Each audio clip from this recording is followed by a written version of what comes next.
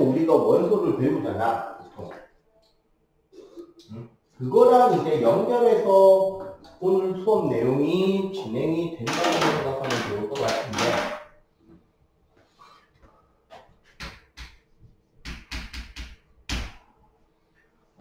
중등 때 배우는 원소는 세상과 생명의 근원에 가깝습니다.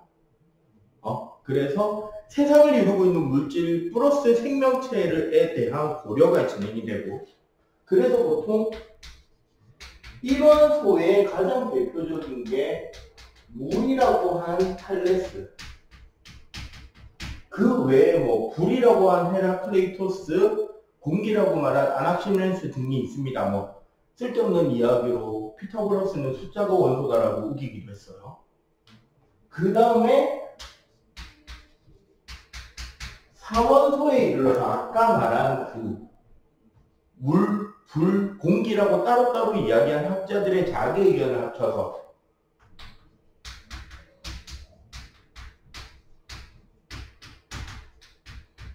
물, 불, 공기, 흙이 원소라고 하는 엠피도클레스가 나오고,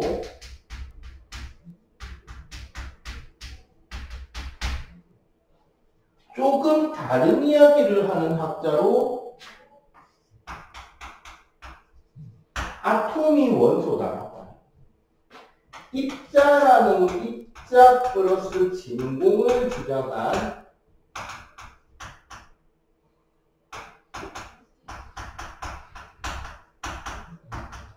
데모크리토스가 나오죠. 그리고 여기 사원소를 이어가는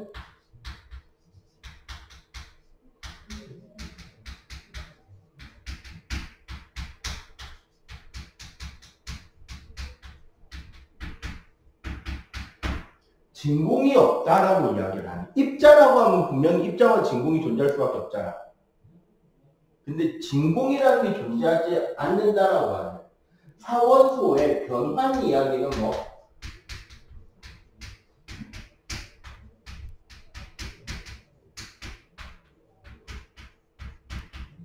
따뜻한지 차가운지 건조한지 습한지에 대한 이야기로 이야기를 한 아리스토텔레스.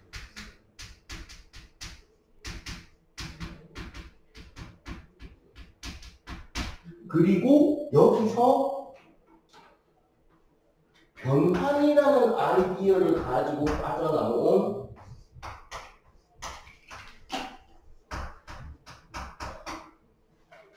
연구술사들이 존재하죠.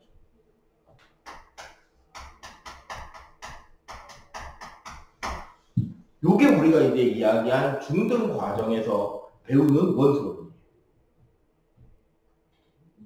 그지? 그리고 이게 근대로 넘어가면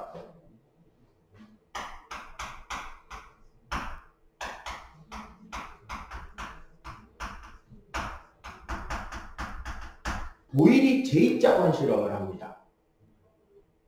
이게 무슨 소리냐면 우리 보일 법칙은 알잖아. 중1 때 나오는 거. 그게 이 제2자관 실험에서 나온 결론인데, 유리관을 이렇게 J자 모양으로 유리관을 휘어놓고 여기에 수은을 담아놓고 여기에 수은을 계속 채우는 거야. 그러면은 여기에 들어있던 공기의 밀도가 높아지겠죠. 그지? 연속설의 뜻이 뭐냐면 입자론과의 차이에서 어떻게 농도가 진해지면 밖으로 나타나고 농도가 옅어지면 사라진다 했거든. 그럼 이거 봐봐. 원소가 연속설이 맞다면 여기서 압력을 계속 가함에 따라 이 공간에 뭔가가 나타나야 되죠. 농도가 진해질 거니까. 원소가 연속설이라면. 그리고 입자설이라면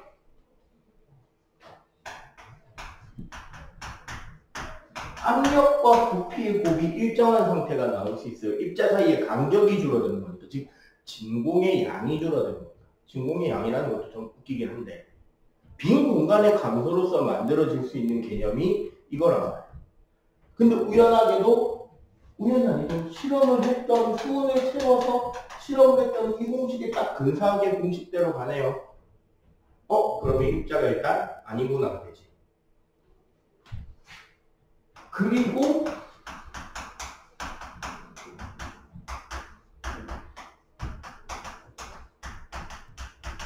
라부아제가 주철관 실험을 하죠. 이건 주철이라는 건 뭐냐면 거푸집에다가 쇳물을 부어서 만드는 철을 말해요. 일반적으로 탄수함유량이 매우 높고요.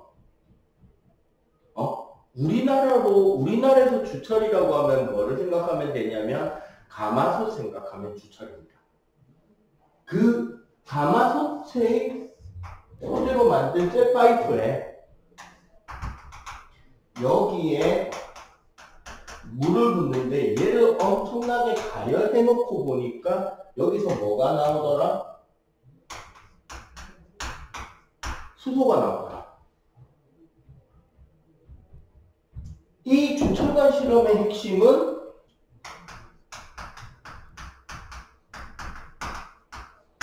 물이 분해가 되었다는 것이고, 분해가 된다라는 말 자체는 근원되는 오리지널 원본이 아니라는 거죠. 뭔가가 합성돼서 만들어진 게 물이라는 거잖아. 물이 분해가 되었다, 즉 원소가 아니다라는 이야기를 하니까 여기서부터 다 틀렸단 말이에요. 라부아제의 이야기에서. 요거 틀리고, 그럼 당연히 이것도 틀리고, 그럼 이 상황에서도 틀리고, 이거 따라간 연구표도 틀렸네. 우길 수 있는 거죠. 그러면서 라부아제에 여기서부터 이제 오늘 수업의 핵심입니다. 요 내용이 통합학 책에 빠져 있어가지고 라부아제에는 드디어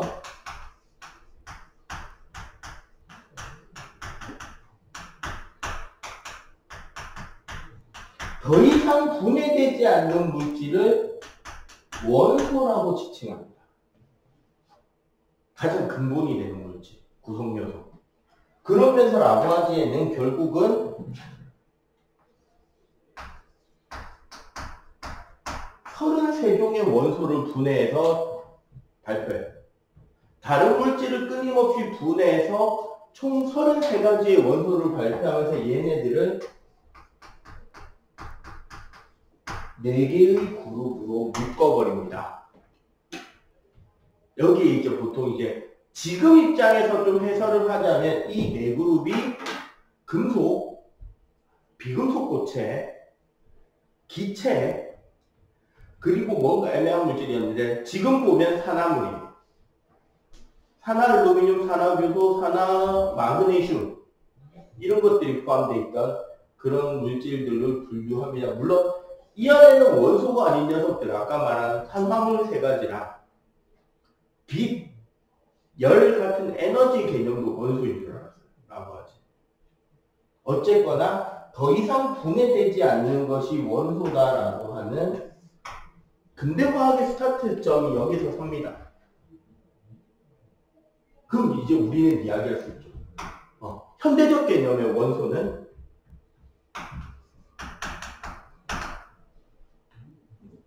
기본적으로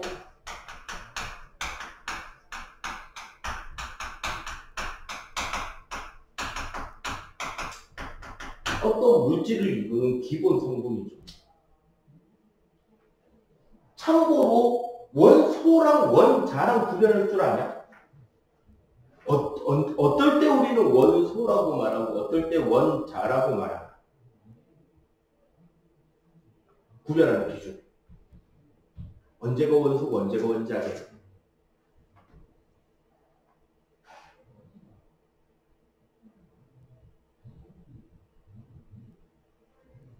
자, 정답 알려드릴게요. 종류를 이야기할 땐 원소입니다. 종류에 대한 집단 대표 명칭. 그럼 여러분들은 지금 예비 고등학생 몇 명인지를 중요한 게 아니고 그냥 예비 고등학생이라는 어떤 묶음 단위로 이야기할 수 있잖아요. 아니면 뭐 남학생, 여학생 이렇게 묶음 단위로 분리해서 종류로 이야기할 수 있죠. 이런 개념으로 개수의 의미를 안 줄 때는 원소라고 부르면 되고요. 지금 이 교실 안에는 남자 2명에 여자 1명이 있어요. 한 명을 세야겠죠. 그럴 때 원자라고 부르는 겁니다. 알겠지? 자, 물질을 이루는 기본 성분이고, 자, 이제 여기서 이제 몇 가지 설명할게요. 현재까지 110여 종, 총 118종인가까지가 밝혀졌습니다. 116종? 116종이구나. 116종 1번부터 118번. 왜냐하면 중간에 2개인가 4가지 못 만든 거라고 그랬어. 그러니까 대략 110여 종이라고 이야기하면 무난해. 근데 이런 이야기가 왜 나오느냐? 원자번호 1번인 수소에서 원자번호 92번인 우라늄까지 얘네들이 자연원소고요. 93번인데 투뇽이 NP던가 그럴 건데 교실 좀 있나? NP 맞죠? 넵튠뇽. 넵튠뇽부터 그 뒤에 번호들은 전부 다 인공원소입니다. 인공원소란 무슨 소리다? 말 그대로 연구실에서 생물과학이 시켜낸 거예요. 자연계에는 존재하지 않는 원소들이고, 그리고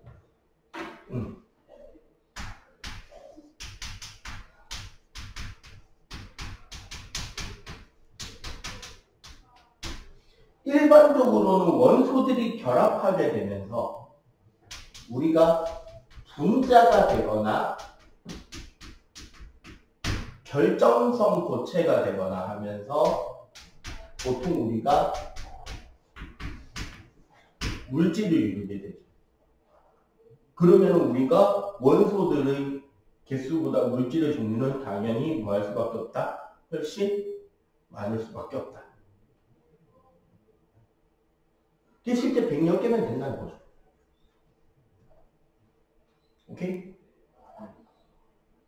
자, 여기에서부터 해서 이제 지금부터 이야기할 건 뭐냐면 주기율표라는 개념을 이야기할 거예요.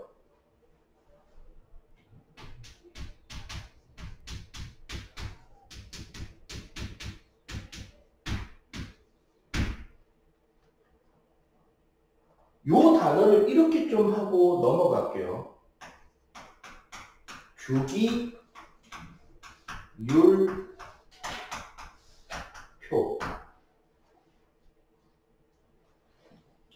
주요 단어들을 정확하게 해석하는 것만으로 공부에 도움이 꽤나 되는데, 주기라는 건 뭐죠? 기간. 일정 기간이 혹은 일정한 범위에서 제일 중요한 건 뭐다? 반복이 된다는 거죠. 한마디로 원소들의 성질이 반복되는 규칙을 표로 요거를 우리가 주기율표라고 하고요. 이 주기율표가 어떤 순서로 만들었는지를 단계 배울 겁니다. 오케이? 네. 자, 요거 정리 좀 하고 내가 지우개 좀 할게. 자, 라부아제가 이렇게 33종의 원소를 분리하고 나서 이제 어떤 물질들을 분해해서 그 성분 원소들을 발견하고 발표하고가 계속됩니다. 실제로 그 유명한 한 명이 노벨상 2개를 따낸 퀴리 부인도 노벨 물리학상 하나, 화학상 하나를 따는데, 그 중에 노벨 화학상의 이유가 그 피치블랜드, 그러니까 폐광에서 나오는 방사성 진흙에서 폴로늄을 분해내거든요. 방사성 원소인. 그리고 거기서 물리학상은 거기서 방사선이 나오는 방사능이라는 개념을 정리해내면서 화학상, 그 물리학상도 따져. 그러니까 퀴리 부인 시대 때까지 거의 1930년대, 20년대, 30년대까지도 계속 원소들이 발견되어 왔다는 거예요. 오랜 이야기가 아니라는 거죠. 자, 제일 맨 처음에 시작하는 학자가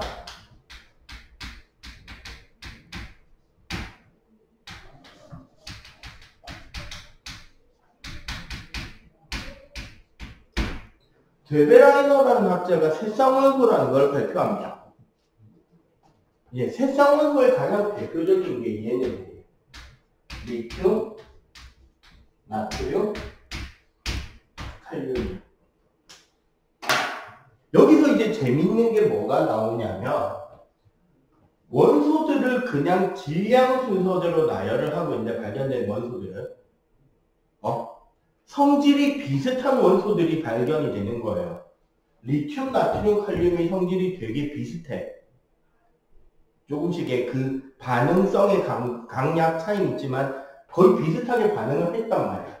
그런데 재밌는 게 얘랑 얘의 원자량이죠. 원자의 상대적 질량의 산술 평균이 나트륨이라는 거죠. 나트륨의 원자량이 2분의 Lr 플러스 K였던 거예요. 근데 질량만 딱 평균이 되는 게 아니라 얘랑 성질이 다 비슷한데 반응하는 정도 있죠. 격렬하게 반응하는 정도, 반응 속도라든가 이런 여러 가지 측정할 수 있는 것들이 리튬과 칼륨의 딱 중간쯤이 되는 거예요. 성질마저도 중간이 되는 거예요. 질량도 중간, 성질도 중간이 되는 거예요.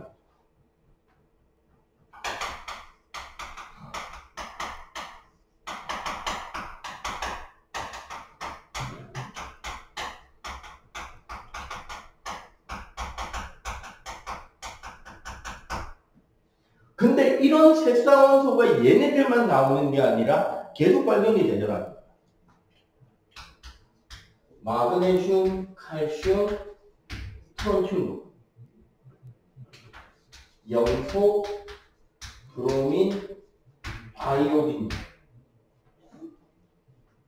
주기율표를 조금 아는 사람은 눈치를 채죠. 지금 얘네들은 전부 다 어떤 원소들이죠?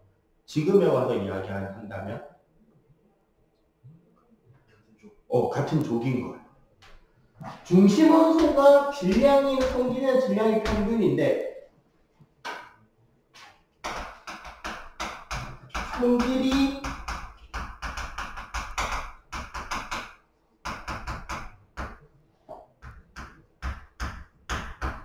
성질이 비슷한 원소 3개를 세트로 했을 때 그 중심에 해당하는 원소들이 성질도 중간, 질량수도 중간, 딱 평균값을 가지더라고요. 현재는 이 개념들을 우리는 족이라는 개념으로 해석을 하고 있습니다. 그 다음에 나오는 게 류렌제라는 학자가 옥타브설이라는 걸 발표해요. 옥타브가 뭐죠?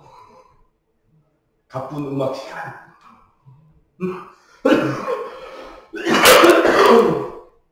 옥타브. 도레미파솔라시도. 이게 한 옥타브죠. 또 낮은 도에서 높은 도까지 한 옥타브잖아. 일반적으로 음악을 7음계라고 볼 때 8번째 같은 음이 되고 오는 반음의 변화가 똑같이 반복이 되죠. 옥타, 요게 이제 우리 라틴어 숫자 8을 의미하거든요.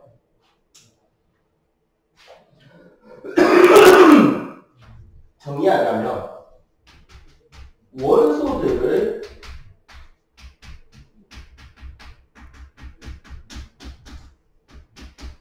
질량 순서로 나열을 했더니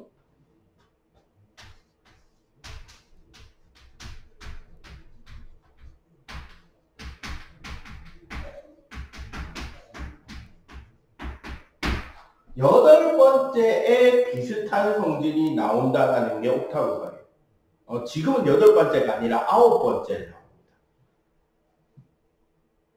왜 이때는 8번째였냐? 지금은 9번째예요. 왜 8번째였냐면 이 당시까지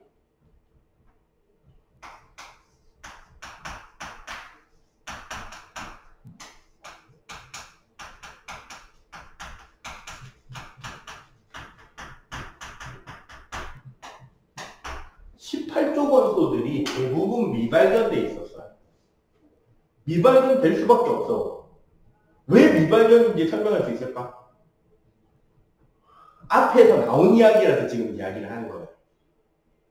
우리 지금 원소 어떻게 찾고 있죠? 이 근대에서 현대로 넘어오는 이 타이밍을 생각해 볼 때 어떤 물질을 분해해서 더 이상 분해 안 되면 원소라고 이야기를 하고 있죠. 18조 원소는요, 화합물을 안 만듭니다. 18조 원소는 우리가 호전자 분자예요. 단원자 분자. 원자 하나가 곧 분자인 상태고 웬만해선 다른 원소랑 화학 반응을 절대 안 합니다. 그리고 다 기체예요. 그럼 한마디로 18조 원소는 어떻게 찾아야 돼? 공기에서 혼합물 분리로 찾아야 돼. 근데 그 비율이 극히 작아요.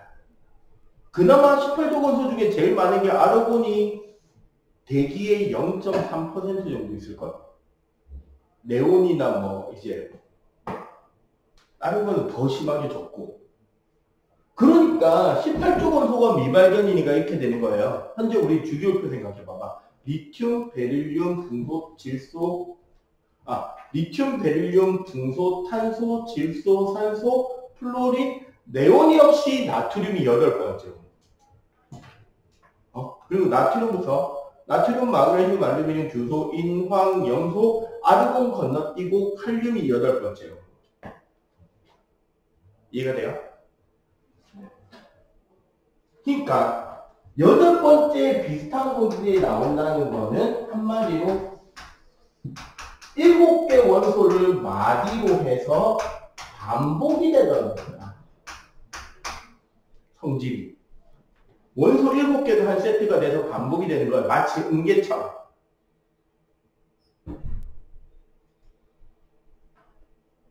현재 우리는 이걸 뭐라고 부르죠? 주기라고 부릅니다. 사실 얘를 주기로 만드는 건 이 다음 학자예요. 맨델레.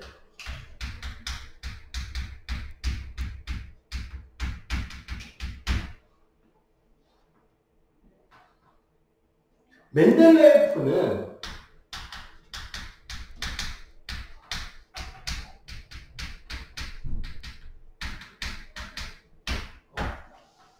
최초로 주기율표라는 형태로 원소들을 정리해냅니다. 여기서 왜 최초로 부를 수 있을 만한 이유가 뭐냐면 얘네들이 말하는 족과 주기 개념이 어느 정도 표에 나타나기 시작한다는 거예요. 그러니까 같은 성질을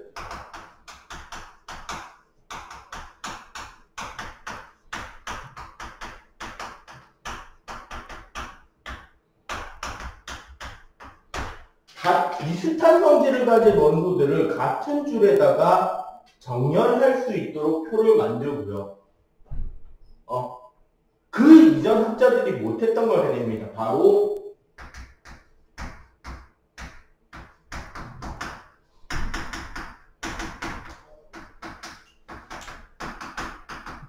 예카 원소예요.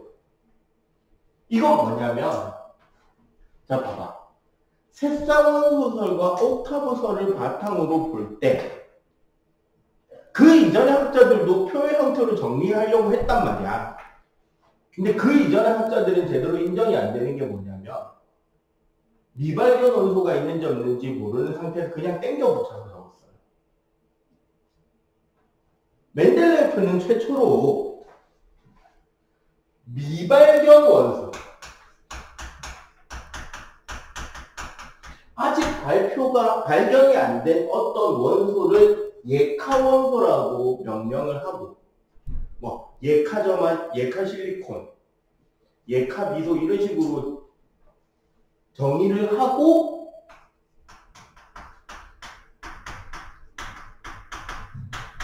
그 미발견 원소의 성질을 미리 예측해서 표에다가 빈칸을 비워버립니다. 그러면 그 이전 학자들의 주기율표는 생각해봐. 초반에 원소들이 전부 다 발견된 곳에서는 규칙성의 오류가 없이 나갈 거 아니야. 그러다가 미발견 원소들이 누적될수록 뒤에 가면 규칙성이 어떻게 돼요? 흔들리겠지. 맞지? 그런데 그거를 보정했다는 거죠. 그런데 한 가지 한계는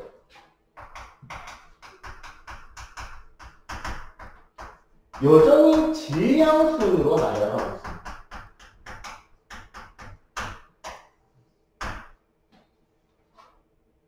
별 문제 없을 것 같아 보이는데 얘가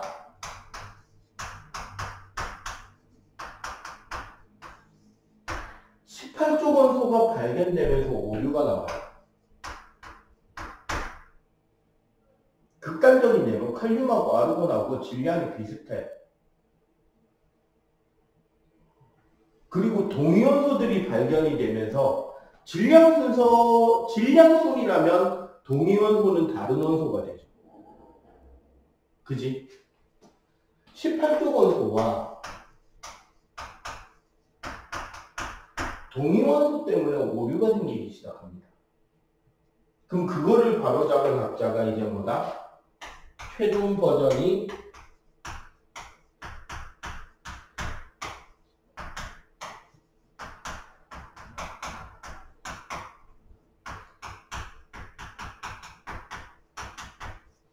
원자 번호를 기준으로 삼아서 새롭게 주기율표를 정리하면서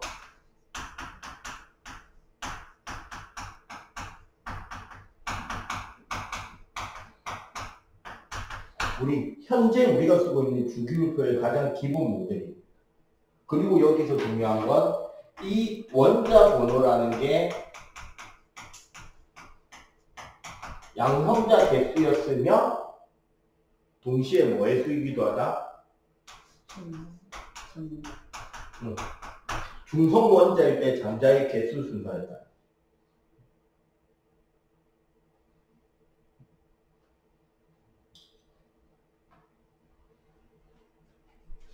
이걸 바탕으로 이 현재 주기율표가 만들어지죠. 자, 현재 주기율표가 만들어지고 주기율표가 나왔다고 여러분들이 그럼 저 주기율표를 다 외워야 되느냐를 궁금해할 수도 있는데 딱 해놓고 말할게요. 1번부터 20번까지만 외우면 충분합니다. 1번부터 20번까지 1족, 2족, 13족에서 18족까지 1주기에서 4주기 1, 2조까지만 주기율표 표 모양으로 제대로 외워놓으면 더 이상 필요가 없습니다. 그리고 그 표만 제대로 해석을 하잖아? 그러면 어디까지 알아볼 수 있냐면 여러분들 중학교 2학년 때 화학 공부할 때 되게 귀찮았던 게 하나 있을 거예요. 이온가스 외우기. 맞지? 왜 어떤 건 일가고 어떤 건 이가냐? 특히 뭐에서? 비금속 원자 단위 이온에서 왜 쟤는 마이너스 1이고 쟤는 마이너스 2고 쟤는 마이너스 3이냐 연락 짜증났죠? 근데 사실 주기율표만 제대로 배우면 다 해결돼요. 그리고 거기 사실 그 원자 번호 21번부터 있는 스칸듐, 티타늄, 바나듐, 크로뮴 해가지고 쭉 들어가는, 그 움푹 들어가는 애들 있죠. 전이원소. 쟤네들의 이온가수는 대부분 플러스 2가부터 고민하면 됩니다. 왜 그런지도 이제 주기율표 전자 배치를 이해하면 되는 거고요. 그리고 그거를 조금 심도 깊게 배우면 뭐가 되냐면 화원에 있는 오비탈 공부로 넘어가요. 연결이 돼요. 자연스럽게. 그래서 1번부터 20번까지만 배우면 됩니다. 그리고 오비 그 화원 선행을 조금 해본 사람은 보통 이제 이렇게 하면서 뭐 1S, 2S, 2P, 3S, 3P 하면서 막 비스듬하게 많이 왔다리 갔다리 하면서 뭐 외우는 걸 배우는데 그냥 주기율표로 외우는 게 사실은 더 편해요. 자, 그래서 이제 주기율표를 한번 정리해서 보도록 하겠습니다. 자, 주기율표를 적어봅시다.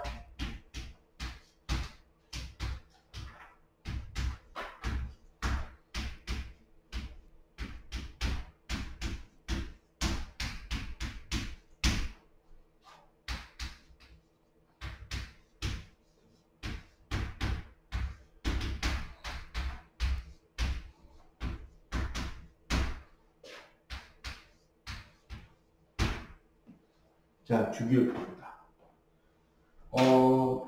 주기율표에서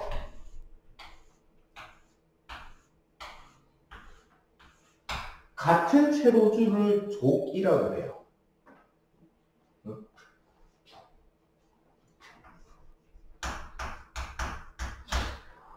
같은 세로줄을 우리는 족이라고 부르고, 이 족의 가장 큰 특징은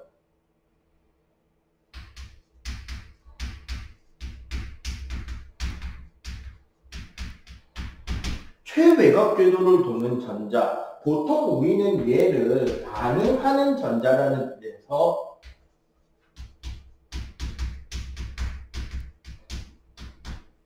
원자과 전자라고 많이 부르거든요. 다른 거는 차이가 생기는 게 아니고 18쪽에서 차이가 생깁니다. 보통 이제 최외곽 전자라고 하면 헬륨은 2개고 네온, 아르곤은 8개라고 이야기를 하게 되고요. 원자과 전자는 실제로 원자가 화학 반응할 때 참여하는 전자수를 의미하거든. 그래서 18쪽 원소들이 40개가 됩니다. 왜? 얘네들 아까 반응 안 한다 그랬잖아. 그거를 제외하고는 그냥 같기 때문에 뭐 통합과학에서는 보통 둘 다 쓰는 편이긴 해요. 근데 이제 원자과 전자라고 배우는 게 통과 배우고 나면 여러분들이 어느 과를 지목하든 화학은 기본적으로 깔 거 아니야. 그지? 그리고 공대 갈 거면 물리, 의치, 한약, 강호 이쪽으로 갈 거면 화학, 이제 생물. 이렇게 이제 과목 선택이 갈리게 될 텐데 원자과 전자의 개수가 같습니다. 실제 반응에 참여하는 전자들의 개수가 같기 때문에 성질이 비슷할 수밖에 없죠. 같은 전자로 같은 패턴으로 반응을 한다는 거지. 주기율표에서 같은 가로줄을 주기라고 하고요. 같은 주기인 녀석들은 뭐냐면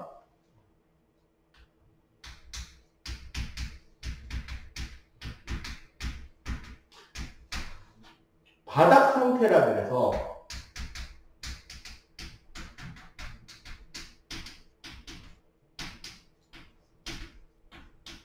전자가 가장 안정된 상태로 배치되어 있을 때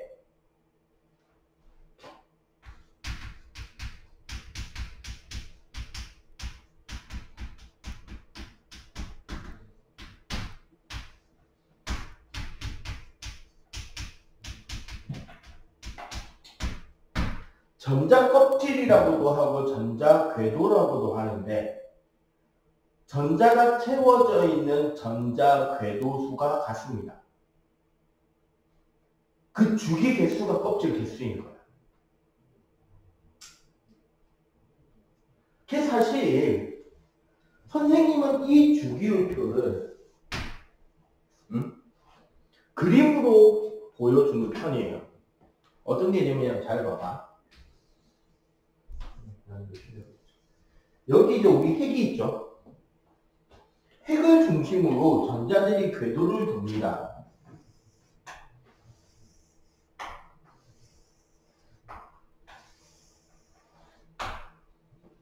껍질 4개만 그리면 되겠죠. 1번부터 20번까지니까.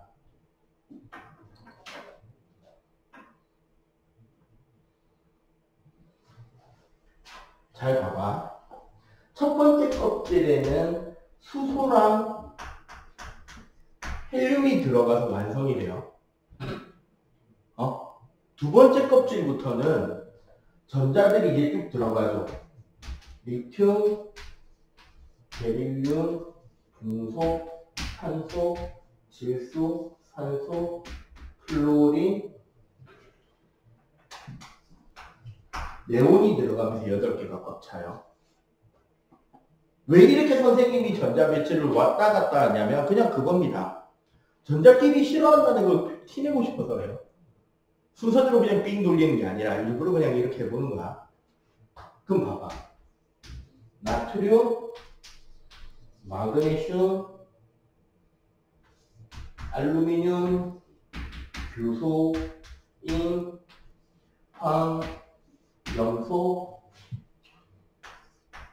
아르곤이 세 번째 껍질에 들어가는 거지. 그리고 그 다음 네 번째 껍질에 칼륨, 칼슘이 들어가. 자, 이렇게 배치해서 보니까 주기율표랑 전자 배치 구조가 똑같다. 저게 개념이 눈에 보이죠? 응? 봐봐. 얘네들이 1쪽이고 한 개잖아.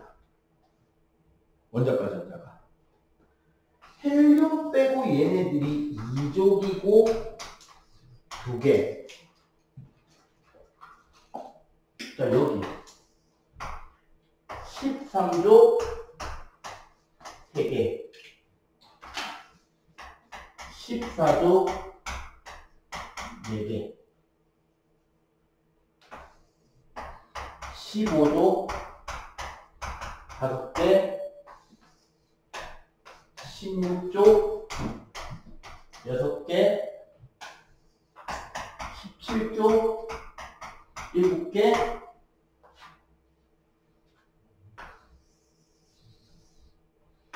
18쪽 꽉 찼죠. 그리고 아까 말한 그 전이원소들 3족에서 12족 걔네들은 어디로 가냐면 지금 네 번째 껍질에 칼륨, 칼슘을 채웠잖아. 그 뒤에 세 번째 껍질에 마저 10개를 쑤셔넣는 애들이야. 하나 안쪽에서. 그러면 결국 3족부터 12족까지의 원자과 전자수는 2개죠. 요거 2개. 그런데 그 안에 10개 채워 넣는 과정 중에서 가끔씩 밖에 2개가 아니라 하나만 남기도 하거든요. 그건 이제 화원 가면 그런 규칙성들을 배운단 말이에요. 그래서 그 3족에서 12족까지 10개의 족, 우리가 그냥 전이금속이라고 퉁쳐서 묶어서 부르는 애들은 이온가수가 1가, 2가, 3가가 공존하는 케이스가 상당히 많습니다. 원래 이 주기율표, 이 구조에서 이온 개념 같이 들어가거든요. 자, 일단 이온 개념은 잠깐 놔두고 우리 책에 보면 무슨 설명이 나오느냐. 35쪽에 보면 금속과 비금속이 나오죠. 자, 금속과 비금속을 결정하는 것은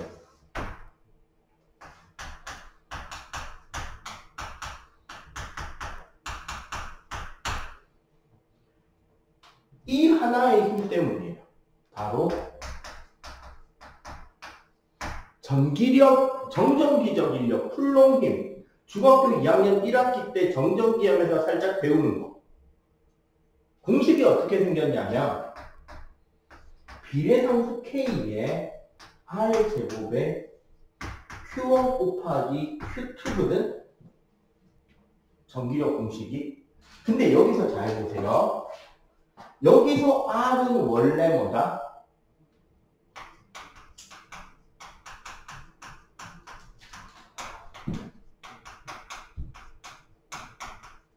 전자궤도 반지름이란 말이야. 사실 이게 뭐다? 주기, 즉 전자껍질 개수의 의미가 됩니다. 봐봐. 첫 번째 껍질, 두 번째 껍질, 세 번째 껍질, 네 번째 껍질이었잖아. 전자 배치 자체가. 한마디로 여기서 내려올수록 R이 증가하는 거야. 맞지? R이 증가해서 F가 감소합니다. 전자를 당기는 힘이 약해지는 거야. 그 다음에 여기 Q1, Q2가 얘가 전하량의 곱인데 사실 이건 뭐냐면 Q 핵 전하량 곱하기 Q 전자 전하량이 될 거 아니야. 그지? 근데 이거 핵의 전하량이 뭐죠?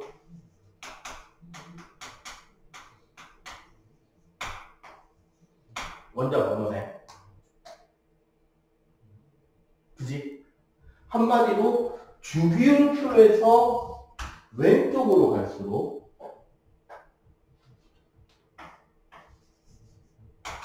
Q 핵이 감소하면서 F가 감소합니다.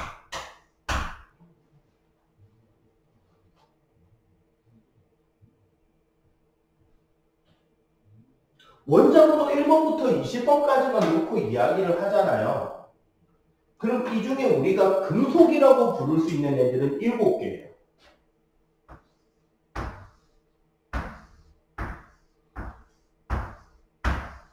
얘네들이 금속이야.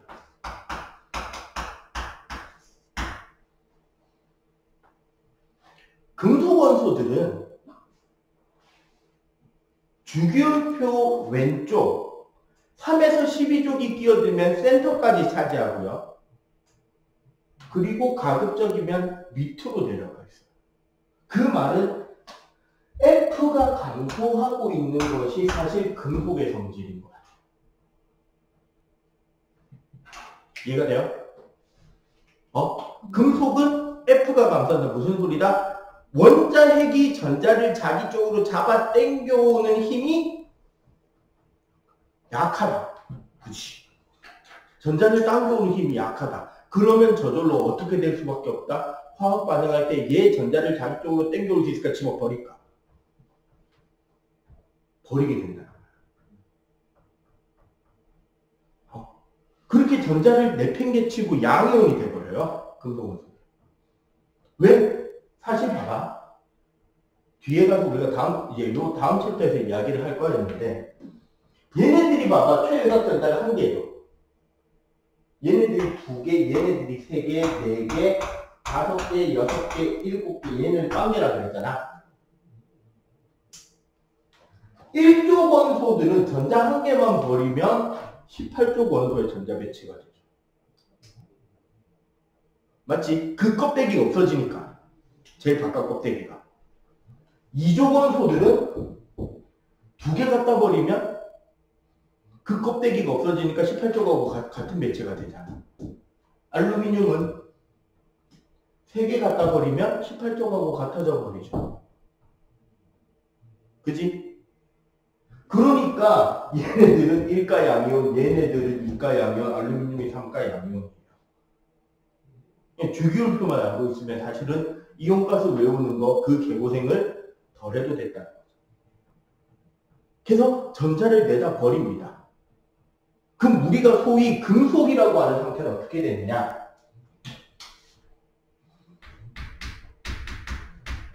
금속 순물질은 이런 구조가 돼 있어. 아예 원자가 전자들을 내다 버리고 애시당초 양이온으로 돼 있어. 애시당초 플러스 이온 상태로 돼 있다. 그러면 원래는 어떻게 돼야 돼? 청력이 생겨서 터져야 되죠. 근데 얘네들이 안 터지는 이유는 요 사이 빈 공간에 얘네들이 갖다 버린 거가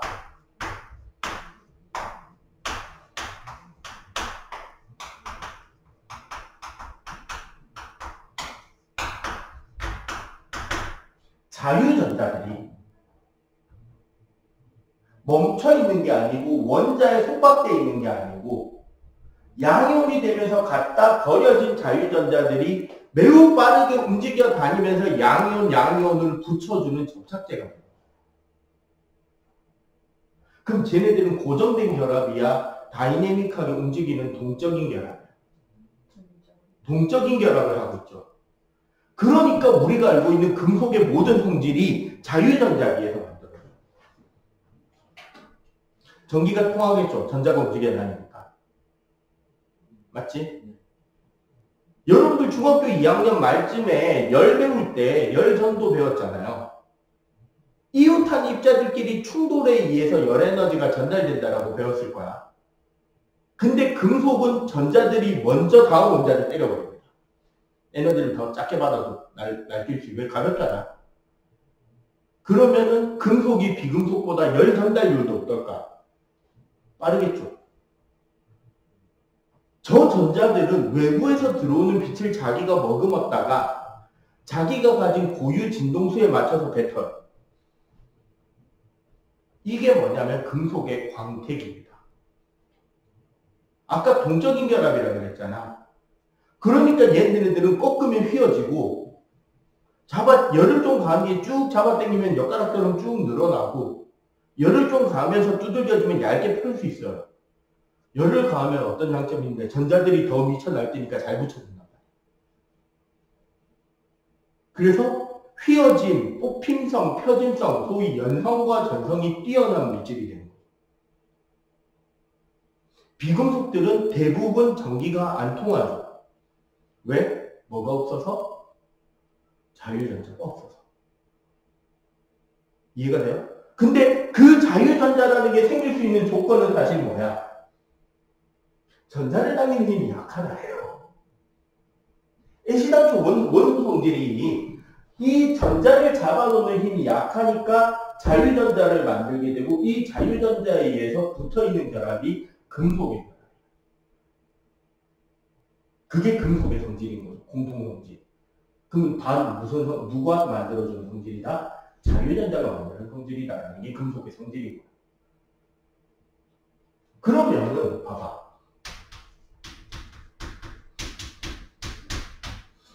비금속 원소들. 여기서 비금속을 이야기할 때 항상 주의해야 되는 거 18쪽은 제외시키고 이야기를 하는 게 무난합니다. 왜? 얘네들은 뭐 안 한다? 반응 안 한다. 18쪽을 제외한 비금속 원소들은 결국 어떻게 돼? 오른쪽으로 갈수록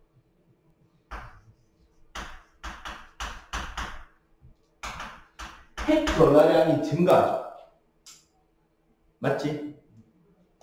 위로 올라갈수록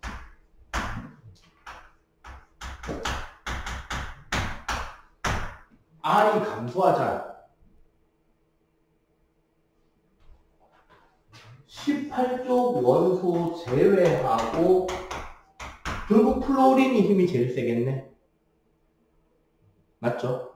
그리고 보통 플로린, 산소, 염소, 뭐 질소, 황 이런 순서로 간단 말이야. 전자를 당기는 힘 자체가. 그럼 얘네들은 결국 뭐다?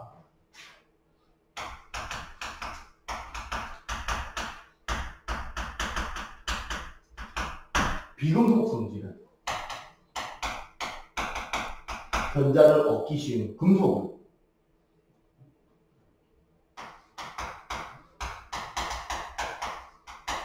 굳이 이야기하면 전자를 잃어버리기 쉬운 형태가 되는 거죠.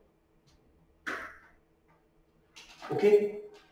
자, 전자를 서로 얻어오고 싶은 애들이야. 전자를 자기 쪽으로 가져오고 싶은 애들이야. 그런데 주는 놈이 없으면 어떻게 결합해야 되느냐?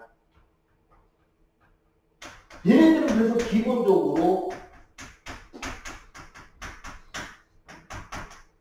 공유 결합을 합니다. 그러면 공유 전자쌍은 두 원자 사이에 고정돼 있어야 될 거 아니야. 그지? 공유 결합을 하기 때문에 대부분 자유전자가 존재하잖아요. 내가 왜 대부분을 이야기하냐면 비금속인데 자유전자가 있는 놈이 있다는 거죠. 누가 있게? 비금속인데 자유전자가 있어서 전기가 통하는 거. 지금 여러분들 손에도 있습니다. 아, 니는 니한테 있겠다. 니 손에. 네, 흑연입니다. 흑연 같은 경우는 공유결합을 하는데도 우연한 그 구조적 특성 때문에 자유전자가 존재해요.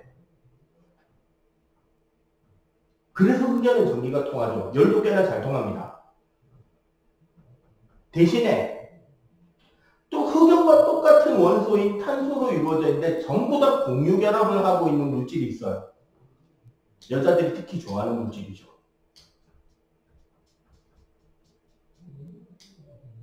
탄소 원자들이 모두 다 공유결합으로 결합되어 있어서 아주 단단한 물질이 있습니다. 여자들이 특히나 좋아합니다. 다이아, 금강석, 중학교 1학년 때 배우죠. 모수 붙기계, 경도 10. 가장 단단하지. 왜? 공유결합이니까. 공유결합을 하면 결합이 매우 강해요. 그렇기 때문에 얘네들은 전성과 연성이 생길 수가 없어요. 자유전자가 없으니까 금속이 가졌던 성질들을 못 가져. 전성, 연성, 열, 전기, 전도성 모두 다 그렇죠. 대신에 결합은 졸라 강하죠. 뭐 여기서 차이가 있는데 모든 원자들이 공유결합으로 결정이 되면 정말 단단하게 되고 이런 공유결합으로 분자가 되느냐 원자 결정으로 가느냐인데 보통 분자가 되면 기체가 되고 원자 결정으로 가면 고체가 됩니다.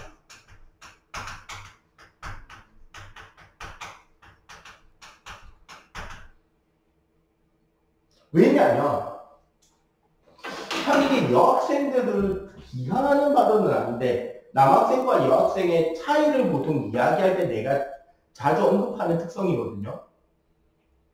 학교 남녀공학이죠. 남중이냐? 네. 남녀공학이지. 이게 남녀공학은 니도 이제 본 적 있을 건데 반에 여학생들이 몇 명이야 한 반에? 한 15명 되나? 10명에서 왔다 갔다 하네요. 그러면은 반에서 친한 애들이 한 3그룹에서 4그룹쯤 되겠네.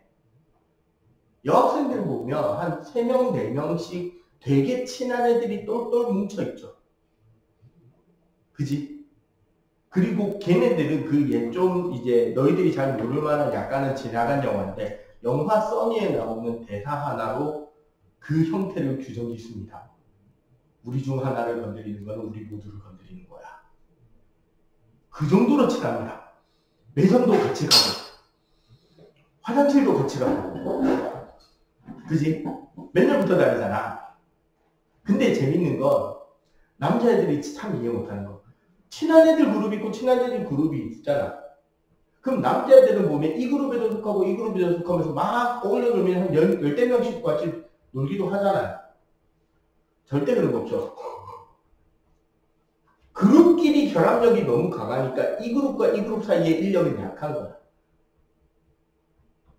그래서 기체가 됩니다. 분자 단위로 돌아가니까.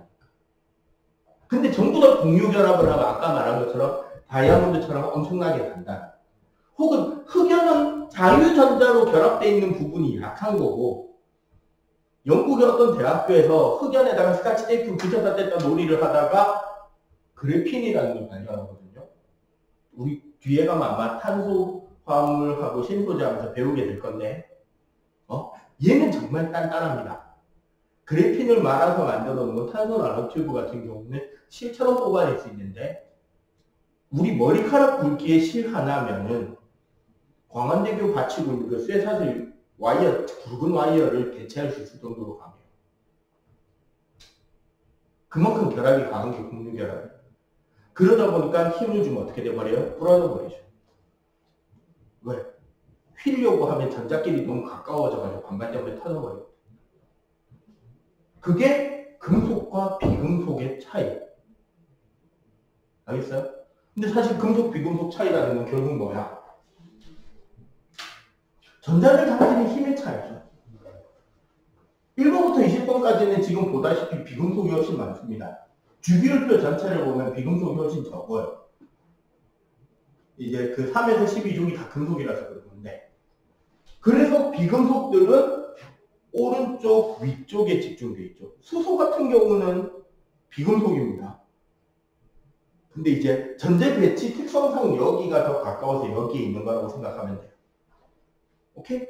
자, 요거 마저 정리. 자, 이거 정리하면서 저 밑에 봐봐.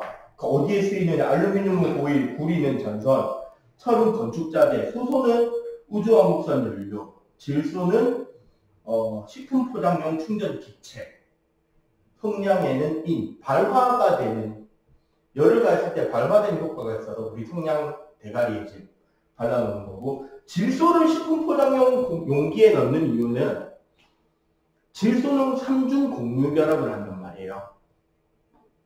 그러면 질소가 화학 반응을 하려면 질소 원자들끼리 곡류결합 세 쌍을 다 분해해 놓고 나서야 반응이 돼. 그럼 얘네들 세 쌍의 곡류결합을 다 풀려면 에너지가 어떨까? 엄청 많이 필요하겠죠. 그러니까 질소가 화학 반응을 하려면 공기 중에서 하늘에서 번개 칠 때, 아니면은 자동차 엔진 속 같은 고온 고압 상황에서만 주로 화학 반응이 일어나죠. 오케이? 그러면 매우 안정된 기체가 되는 거죠, 질소는. 그러니까 과자 봉지에 넣어놓을 수 있는 거야. 왜? 그걸 과자 봉지에 채워놓으면 과자가 안 상하거든요. 우리 사과 깎아놓으면 어떻게 돼? 색깔이 변하죠. 그 화학 반응한 거거든, 공기 중에 산소랑. 근데 만약에 사과를 봉지에 넣어놓고 질소 기체를 가득 집어넣고 산소를 최대한 빼는 뒤에 꽉 묶어 놓으면 변하는 속도가 훨씬 느려져요. 즉 음식의 유통 기한도 늘릴 수 있고, 빵빵하게 과자 봉투에 공기를 채워 놓으니까 과자가 부서지지도 않죠. 따지고 보면 18쪽을 넣는 게 훨씬 좋겠지. 그지? 근데 왜 18쪽을 안 넣느냐? 왜 그럴까? 비싸서? 정답. 비싸서. 양이 적잖아. 적으면 비싼 거야. 생각해봐. 여러분들 오늘부터 집에 가는 길에 모든 돌멩이가 다이아몬드라고 생각한다면 다이아몬드가 그렇게 비쌀까요? 여자들이 그렇게 다이아몬드를 좋아할까? 반짝거리긴 하지만 별로 좋다고 엮이진 않겠죠. 귀하니까 비싼 거야. 오케이? 자, 여기까지 정리하고 잠깐 쉬었다가 알칼리 금속으로 연결하도록 하겠습니다. 36쪽. 뭐 모든 족을 다 이야기하면 좋겠는데 그건 너무 빡시는 일이고, 가장 대표적인 두 개 족만 이야기를 하는 겁니다.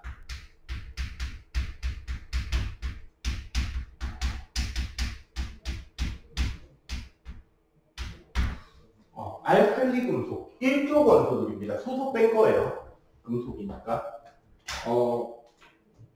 여기서 우리가 알칼리라는 말은 어디서 많이 들어봤죠. 보통 이제 쓸데없는 아재 개그 중에 하나가 이거죠. 산토끼의 반대말은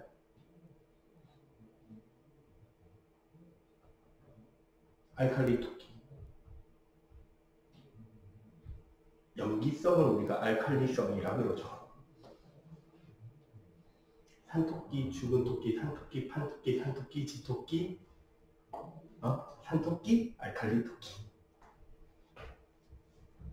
자, 알칼리 금속이라는 말은 왜 알칼리 금속이냐?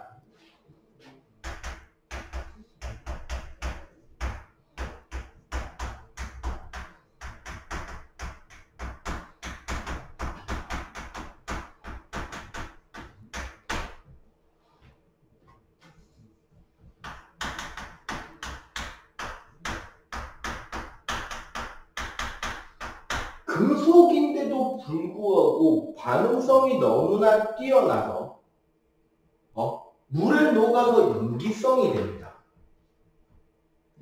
화학 반응식으로 이런 거예요. 두 개의 알칼리 금속 원소가 두 개의 물 분자와 반응하면 EMOH라는 형태로 염기성이 되고 그 가운데서 수소기체가 발생하면서 여기서 열이 납니다. 그래서 여기서 폭발이 됩니다. 얘가 염기성.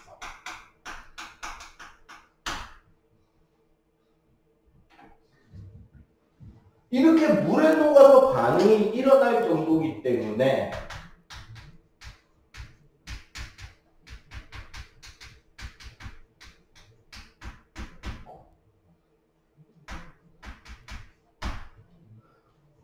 산소랑도 반응을 되게 빨리 하고요.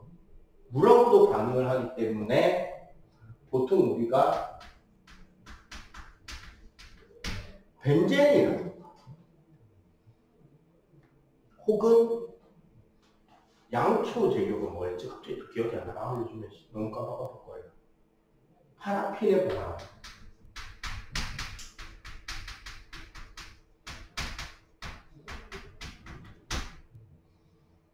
기본적으로 금속이라서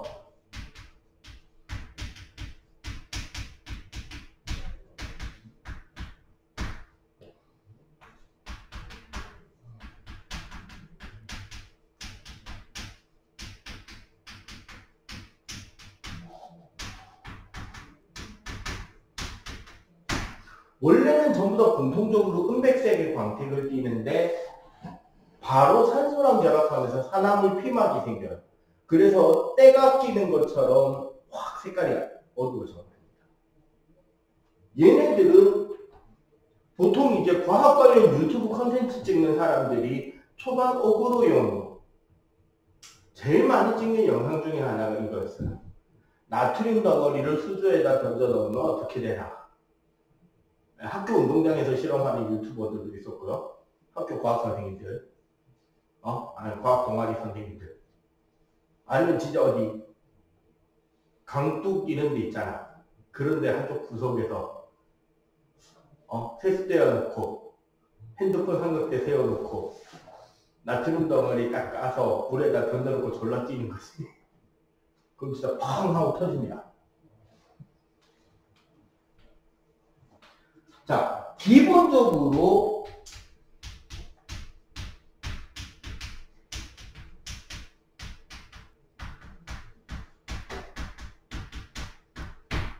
밀도가 대단히 작고 무른 금속이에요.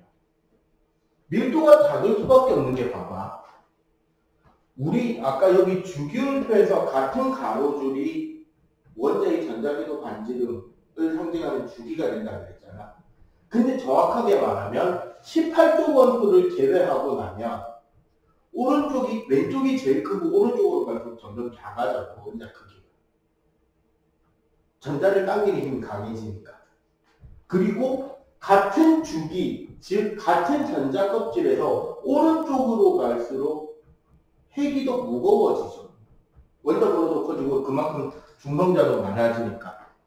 따라서 제일 왼쪽 끝에 있는 알칼리 금속들, 리튬, 나트륨, 칼륨, 루비듐, 세슘, 프란슘, 얘네들은 밀도가 매우 작습니다.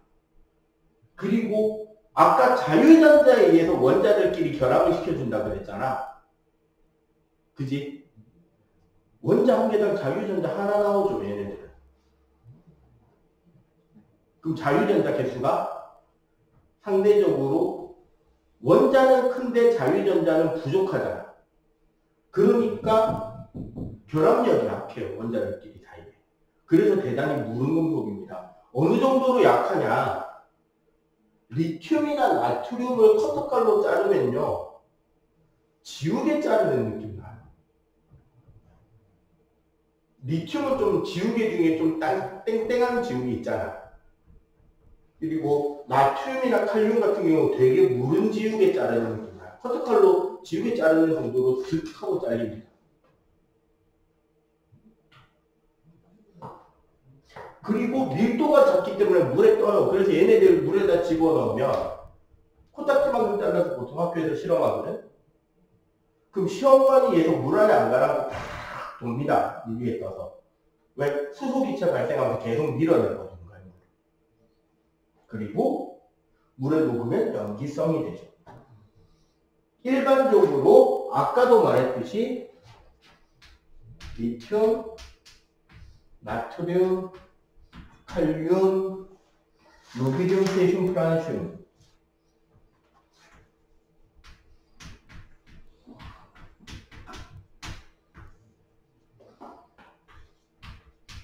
주기가 커질수록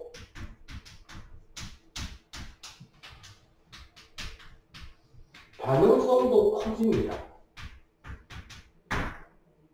왜 반응성이 커지냐?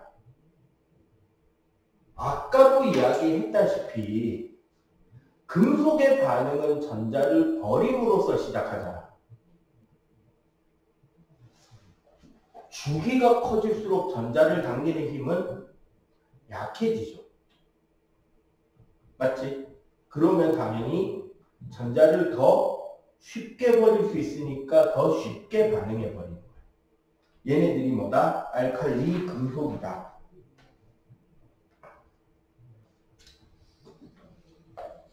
자, 원래 요 뒤에다가 적어야 되는데 지금 여기 공간이 있는데 여기다 적을게요. 그 다음에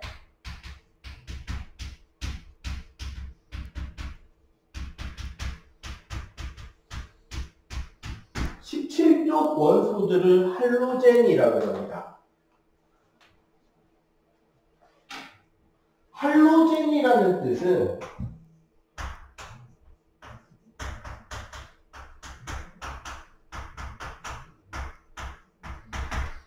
염을 만든다라는 그리스어입니다. 여기서 말하는 염이라는 것은 이온결합 화합물을 말해요. 원래 정확한 표현은 산의 음이온과 염기의 양이온이 만나서 만들어지는 물질을 염이라고 하는데 그냥 일반적으로 이온결합 화합물이라고 생각하면 돼요. 자, 얘 이렇게 만드는 이유가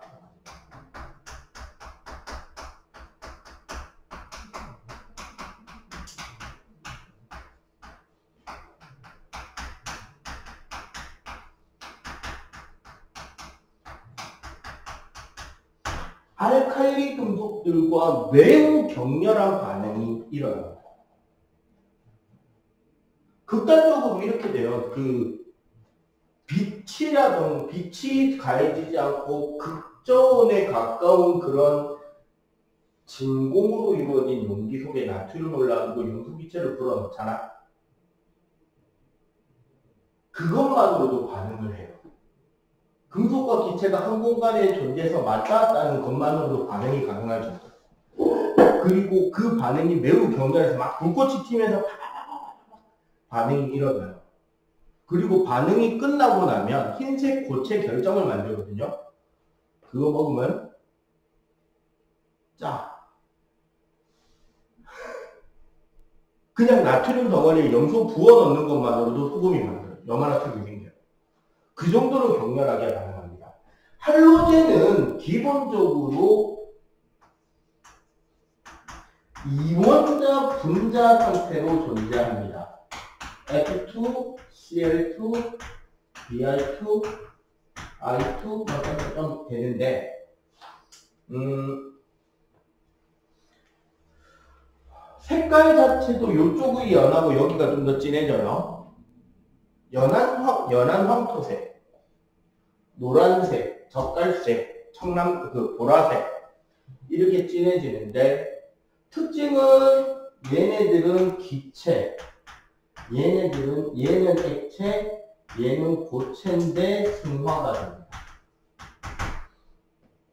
이것도 좀 특징인 거예요. 사실 저기서 F2인 상태로 거의 못 봐요. 왜?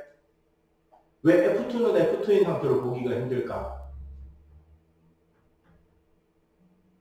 너무나 반응성이 큰 나머지 F2는 옆에 어떤 물질이 있든지 바로 화학결합해요. 그래서 F2는 대체로 보기 힘들고 염소, 브로민, 아이오딘 세 가지 다 이원소 분자고 기본적으로 약간씩의 독성이 있어요. 근데 그 독성을 이용해서 우리 인간들은 뭐 하냐면 살균소독을 합니다. 균을 죽이는 용도로 많이 써요. 대표적으로 염소.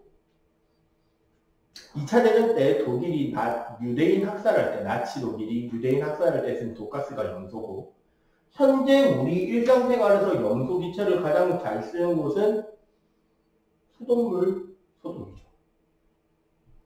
현재 부산 같은 경우는 염소 소독이 아닌 이제 오존 소독을 하고 있는데, 소독할 때는 오존을 이용해서 소독을 하고, 문제는 그거죠. 수돗물을 만드는 정수장에서 집에까지 오는 파이프관에 오염이 되는 경우가 많잖아. 그래서 그 보존성 때문에 극히 약간의 옛날보다 훨씬 저농도로 염소를 물에다가 탑니다. 그래서 그 수돗물 특유의 냄새라는 게 있잖아. 그냥 약수물이나 생수랑 다른. 그게 거기에 약간 녹아있는 미량의 염소 냄새예요. 그리고 이 염소를 좀 진하게 해서 물에 녹여놓은 물질이 뭐냐면 락스예요.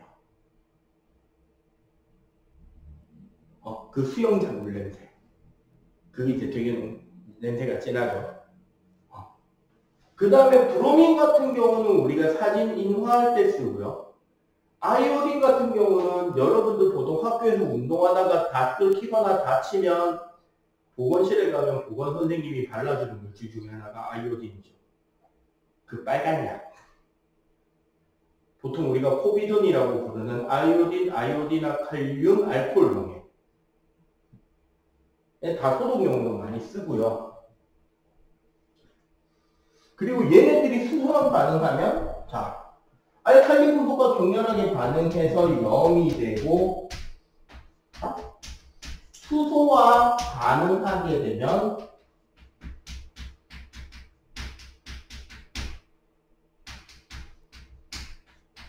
강한 산성이 됩니다, 대부분. 그리고 얘네들은 앞으로 갈수록 반응성이 큽니다. 금속하고 반대쪽이죠.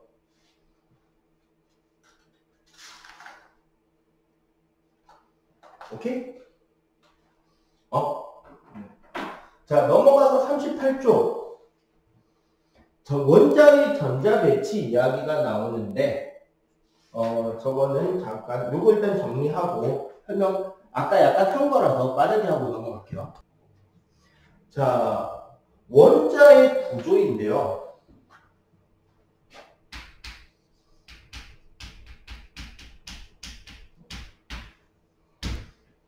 아까 주기율표로 넘어간 거 말고 원자 자체의 구조는 사실 여러분들이 통합과학에서는 앞부분 이야기는 별로 안 하고요.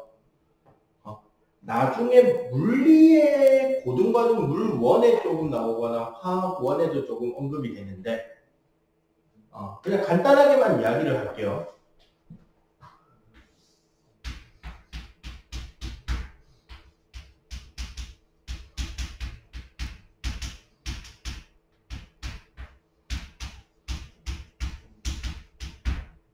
데모크리토스가 이야기한 아톰의 구조에서 돌턴에 이르기까지 원자는 중성인 입자입니다.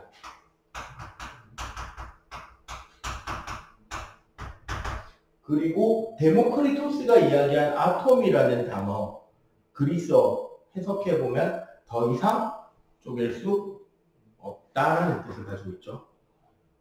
그래서 중성인 입자고 원소의 종류마다 저 입자의 크기나 질량, 성질이 조금씩 다르다라고 이해를 하고 있었던 거예요. 자, 그 다음에 나타나는 모델이 톰슨 모델이라고 그래가지고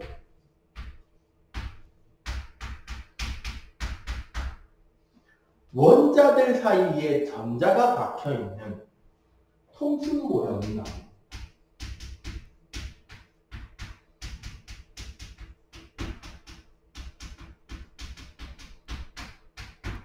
톰슨이라는 과학자가 음극선이라는 걸 발견해요. 그래서 음극선을 여러 가지로 실험해 본 결과 마이너스 질량을 가지는 입자의 흐름인 것을 밝혀냅니다. 즉 원자에서 전자가 방출이 되는 것을 발견한 거예요. 그러면 원자 안에 마이너스인 전자들이 이렇게 마이너스인 전자들이 박혀있고, 그러고도 원자는 전기적 중성이어야 하니까 나머지 원자 전체 부분이 플러스다. 이거를 그래서 중등 과정에서는 푸딩 모형이라고 이야기를 하는데, 개인적으로 나는 푸딩 모형 하면 좀 안 맞다고 생각하는 편이에요. 왜냐하면 우리나라 푸딩에는 건더기 없단 말이지. 맞죠? 아니면 우리나라에서 파는 푸딩에는 그 대빵 큰 건더기 하나만 딱 들어있죠. 뿌티첼 이런 거 보면. 그러니까 이런 구조가 아닌 거잖아. 나는 더 이해를 잘 시키기 위해서 찾아낸 과자가 뭐냐면 칩촉입니다. 그 초코칩 쿠키 있죠. 쿠키에 초코칩 박혀있는 것처럼 원자에 전자가 박혀있다의 모형이에요. 그 다음에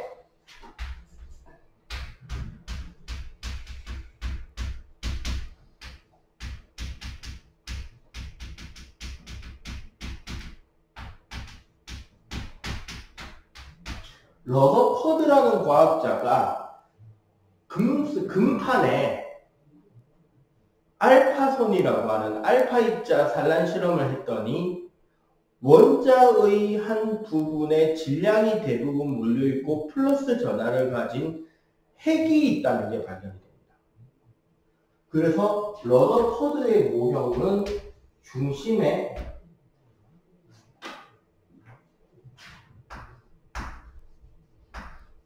플러스 성질을 가지는 핵이 존재를 하고 질량이 다 저기에 모여 있고, 그 주위에 이제 어떻게 다양한 궤도를 가지고 전자들이 돌고 있다라는 러더퍼드 모형을 발표합니다. 대부분 과학 관련 단체들, 특히 화학 관련 단체들에서 깃발 마크로 쓰기 참 좋아하는 구조가 러더퍼드 구조입니다. 예쁘잖아. 이건 이제 핵의 발견을 중심적으로 이야기를 하고, 그 다음 나오는 게 보어가 주장하는, 우리가 이제 화학 구조, 원자 구조를 가장 많이 이야기하는 단계가 보어 모형 단계예요.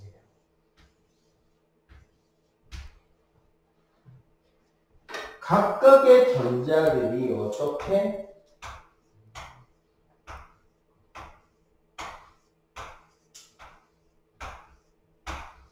지정된 궤도를 돌고 있다라고 하는 요런 이제 궤도 모형인 보어 모형을 이야기합니다. 이 보어 모형이 나오게 된 게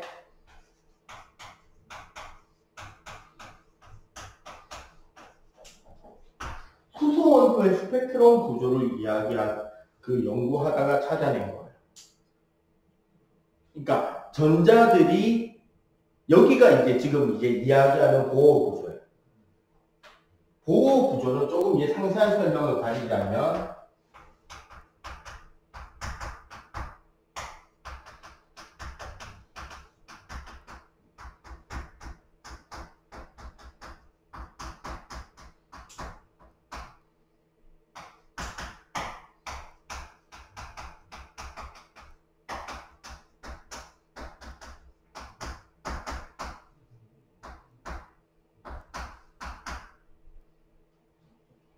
다양한 에너지를 가지는 에너지 준위 궤도를 따라서 핵 주위를 돌고, 이 과정에서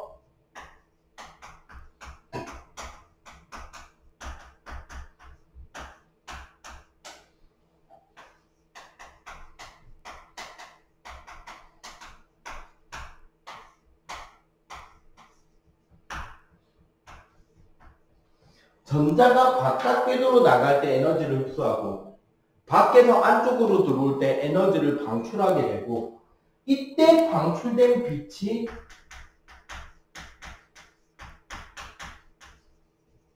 우리가 앞에 빅뱅 이야기할 때 선 스펙트럼 이야기를 했잖아요.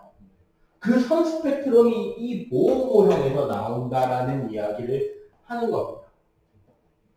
그래서 사실은 원자 구조에서 보호 모형까지만 이야기해도 돼요. 여기 이제 추가로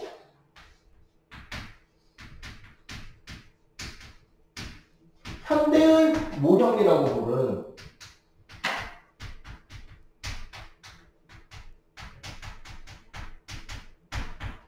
전자구름 오비탈의 개념은 뭐냐면,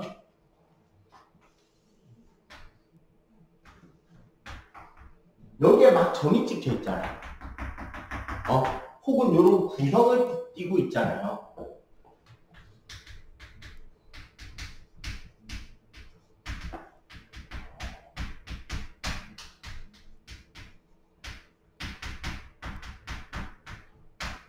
전자 존재 궤도 함수를 그 전자가 존재할 수 있는 확률이라는 개념에서 설명하는 거예요.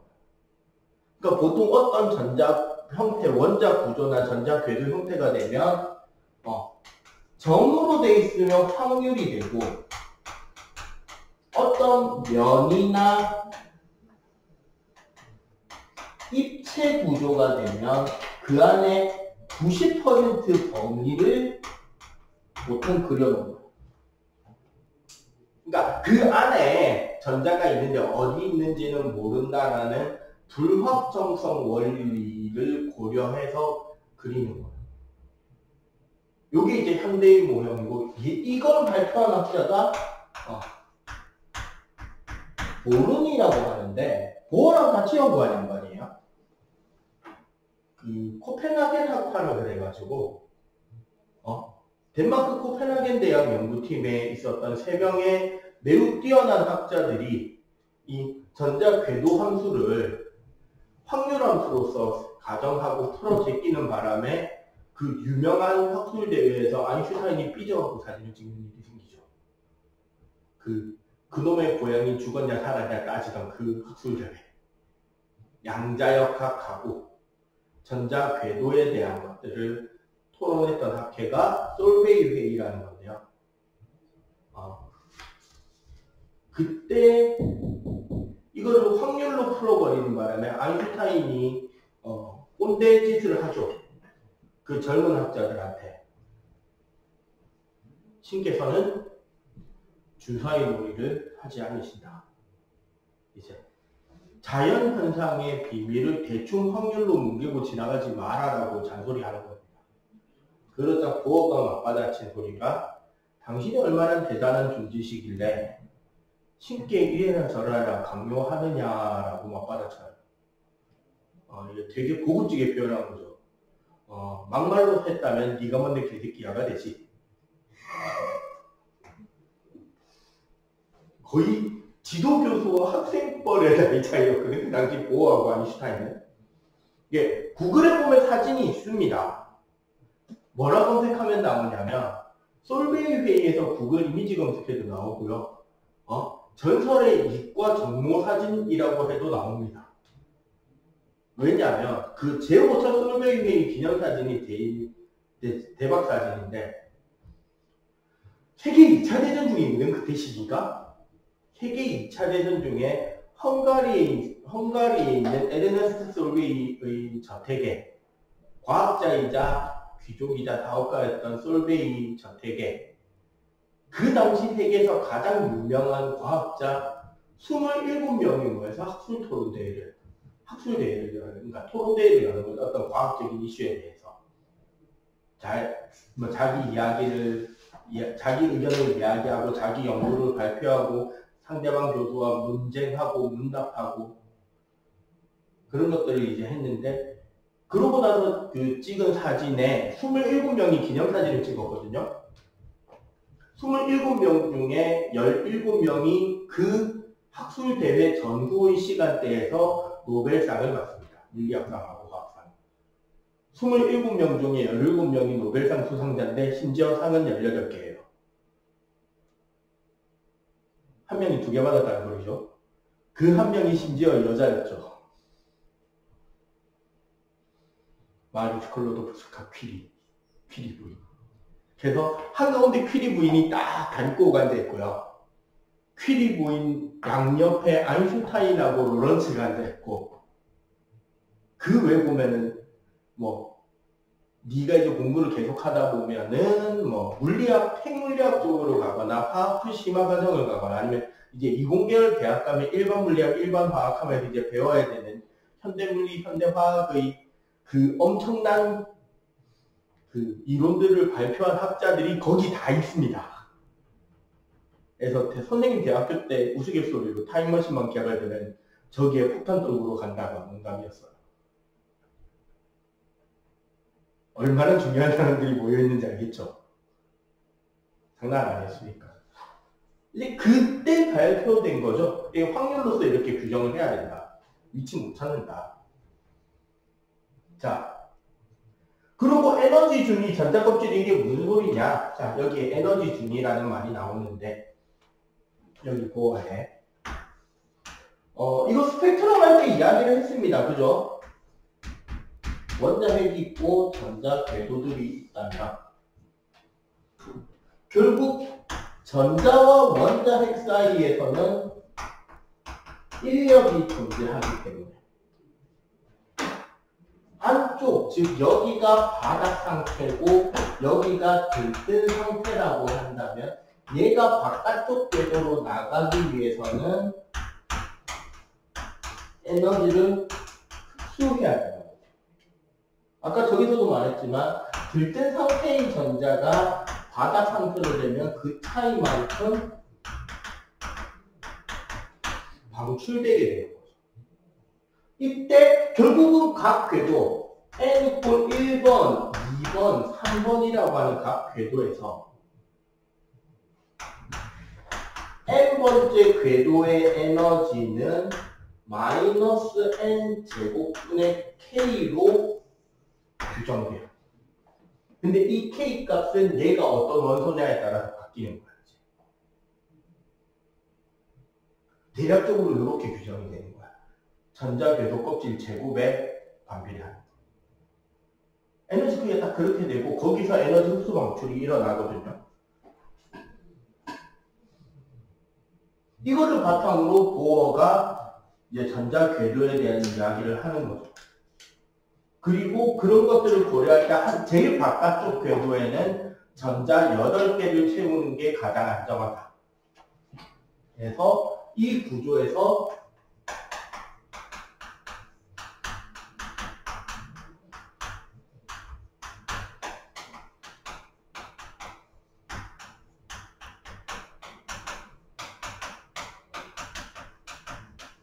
전자 8개를 채우는 게 가장 안정하다는 게 옥텟 규칙이라 해서 여기서 우리가 이제 이온 이야기를 하게 되는 거야. 응? 그래서 아까 이야기한 뭐 원자과 전자, 조개 개념, 주기 개념, 왜 주기성이 반복되느냐? 주기율표에서 원자과 전자가 1개, 2개, 3개, 4개, 5에서 7개가 되는 게 똑같이 반복이 되니까. 그 이야기들이 39쪽까지 쭉 이어지고, 아까 우리가 그렸던 그 그림이 39쪽에 보면 전자 배치가 주기율표 표로 그려져 있거든? 39쪽 한번 펴봐봐. 39쪽, 맞죠? 저거 그림 한 개로 뭉친 게 아까 그 그림이에요. 이해가 돼? 전자 하나하나 그냥 원소 기호로 채워놨잖아요. 그게 그 원소가 들어가는 전자 위치인 거지. 저런 식으로 결국 뭐다? 같은 족은 원자과 전자 개수가 같고 전자 배치 구조가 같으니까 어떻게 된다? 같은 성질이 된다. 같은 주기는 전자 껍질 개수가 같으니까 크기가 비슷하고 주기마다 그 성질이 반복된다. 조비에 있는 그림, 네가 붙여놓은 거. 그 개념으로 언급이 되는 겁니다. 오케이? 응? 자, 지금 잠깐 뭐 하냐면 37쪽하고 40쪽 한번 풀어보세요. 자, 18쪽 원소를 일단 적어놓고 이온 이야기를 하면서 18쪽 원소를 간단하게 소개를 할게요. 이온이라는 거는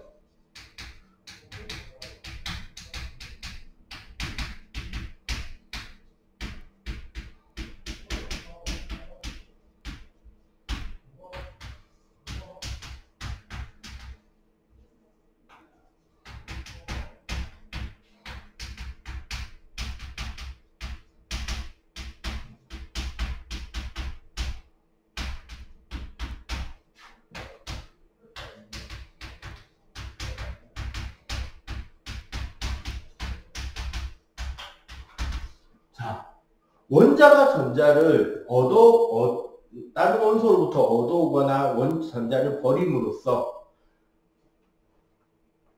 이렇게 얻거나 잃을 때 그 기준이 18쪽 원소의 전자 배치와 동일한 구조가 됩니다. 그렇게 되면서 전자를 얻으면 마이너스 이온이 되고 전자를 잃으면 플러스 이온이 되죠. 양성자는 그대로 있는데 전자 개수가 바뀌니까. 그렇게 해서 결국은 18쪽과 같은 전자 배치를 가지게 되는 게 이온이에요. 그래서 여기서 선생님이 아까 그 주기율표를 조금 틀어서 그려볼게요. 바로 뭐냐면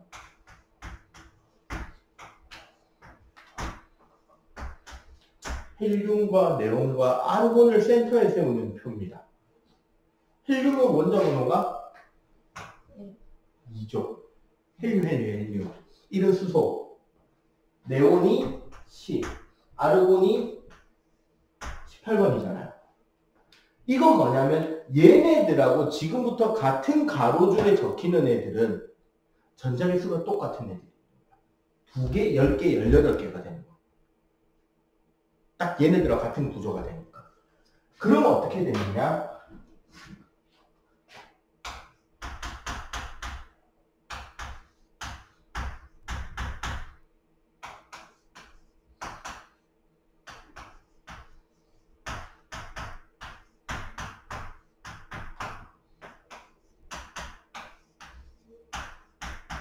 자, 여기 봐봐. 금속 원소들을 이쪽에다 당겨다 붙였죠. 자세히 보면 한 주기가 줄어들면서 18쪽 오른쪽에 갖다 붙였다라는 느낌이 들잖아. 봐봐. 리튬은 원래 3개란 말이에요. 먼저 양성자수가. 그럼 전자도 원래 3개였는데 하나를 버려서 1 플러스가 되고 2개. 얘는 4번이라서 2 플러스가 되고 2개가 되는 거죠. 이런 식으로 요 같은 가로줄은 전부 다 전자가 2개인 거야. 요 줄은 10개, 요 줄은 18개가 되는 거죠. 전자를 1개 버렸고, 2개 버렸고, 3개 버린 거예요. 즉, 제일 바깥쪽 전자 껍질을 다 버린 거죠. 얘네들이 양인 거지. 그럼 그 반대쪽에 뭐가 존재한다?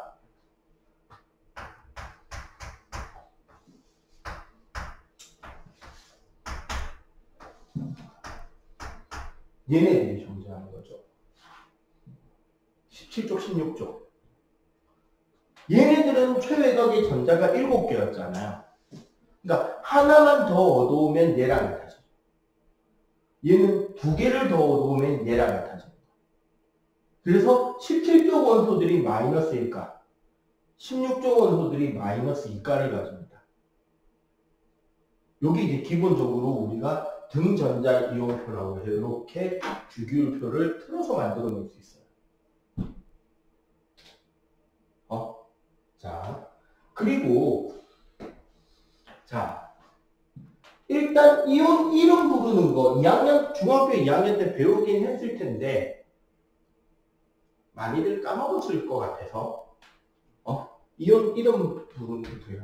자, 양이온은 우리가 이제 다음 주에 이온하고 공유하고 막 설명할 거니까 오늘 그냥 이온 기본만 중등부 복습한다 생각하고 봅시다. 양이온은 기본적으로 원소 이름 뒤에 그냥 이온이라는 말만 붙여주면 돼요. 그러면 얘는 뭐라고 부르면 돼? 나트륨이온, 마그네슘이온, 칼슘이온, 베릴륨이온, 리튬이온. 그냥 이렇게 하면 되죠. 그리고 이제 여기서 조금 약간 심화적으로 들어가면 우리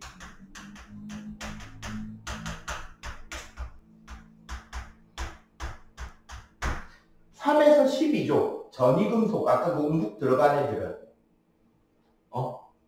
얘네들은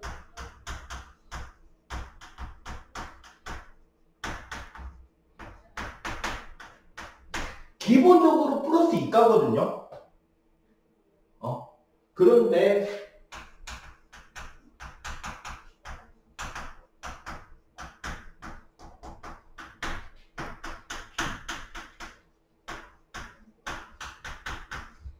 플러스 1이나 플러스 3, 심지어 플러스 4도 가능하기도 합니다. 근데 보통 플러스 1이나 플러스 3인 경우가 많아요. 얘네들은 그럼 어떻게 구별하냐? 한마디로 한 가지 원소가 이온이 두 가지, 세 가지가 가능하다는 거잖아. 얘네들을 구별하는 게 은근히 여러분들이 이미 봤는데 그게 무슨 뜻인지 모르고 지나가고 있는 게 그거예요. 뭐냐면 우리 봐봐. 요런 말 본 적 있을 거야. 염화구리. 그냥 이렇게 해보면 뭐가 어색하죠? 뭐가 어색해? 꼭 구리 뒤에는 뭐가 적혀 있더라? 화합물 이름에서 이렇게 적혀 있는 거 많이 봤지? 이거 뜻이 뭐냐? 이거 뜻이 뭐냐면 바로 앞에 있는 구리가 이가이온이라는 소리입니다. 그러면 염화구리2라고 쓰면 얘는 화학식이 Cu2 플러스의 염화이온 Cl-니까 개수를 맞추기 위해서 어떻게 CuCl2가 되는 거지. 그럼 만약에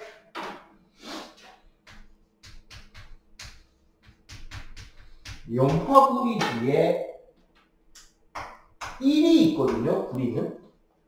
그럼 얘는 화학식이 어떻게 쓰여야 된다? 1이 적혀 있으면 얘는 1가이온이라는 소리니까 그냥 CuCl 적으면 돼요. 이럴 경우는 이제 어떻게 한다?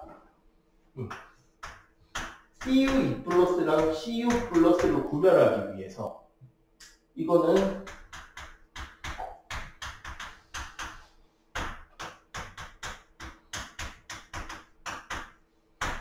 몇 가지 적어주면 됩니다.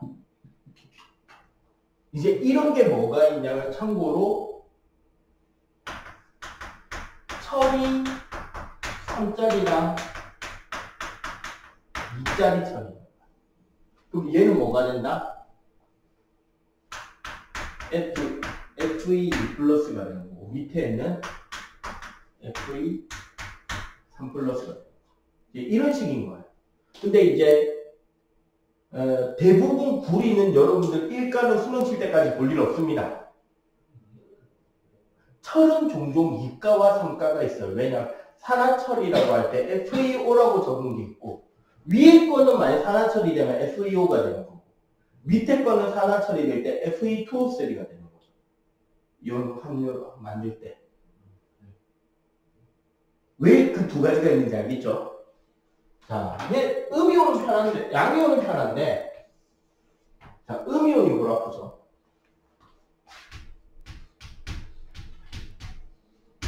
자, 음이온은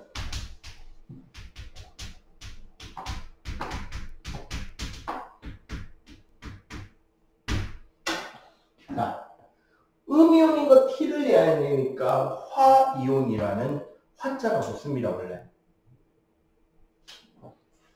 그런데 여기서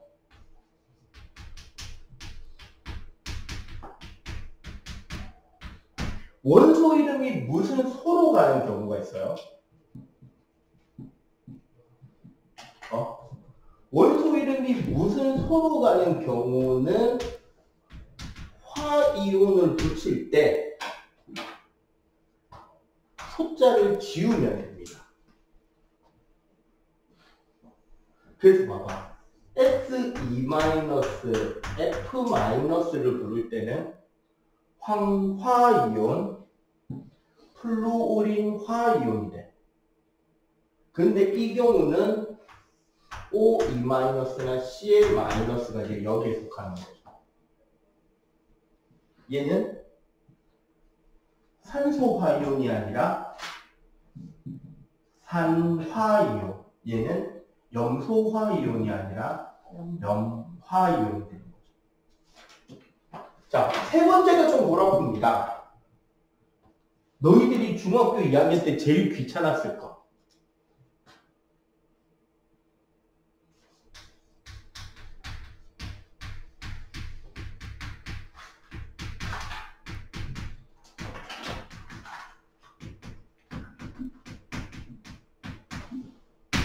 비금속 산화물의 다원자 음이온.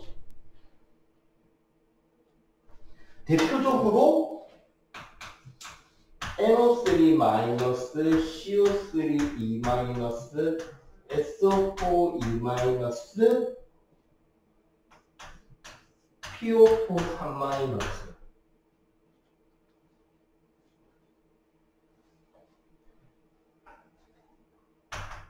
얘네들.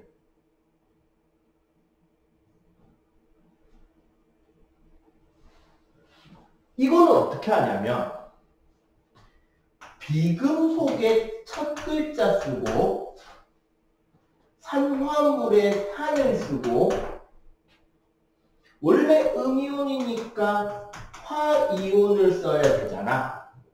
여기서는 과감하게 화자를 지우면 돼. 그럼 얘는 뭐가 된다? 이름을 붙일 때? 그치, 질소에 산소가 붙은 거잖아. 그럼 질산이 오는 거야. 얘는 탄소에 산소가 붙었으니까 탄산이온. 얘는 황에 산소가 붙었으니까 얘는 인에 산소가 붙었으니까 인산이온.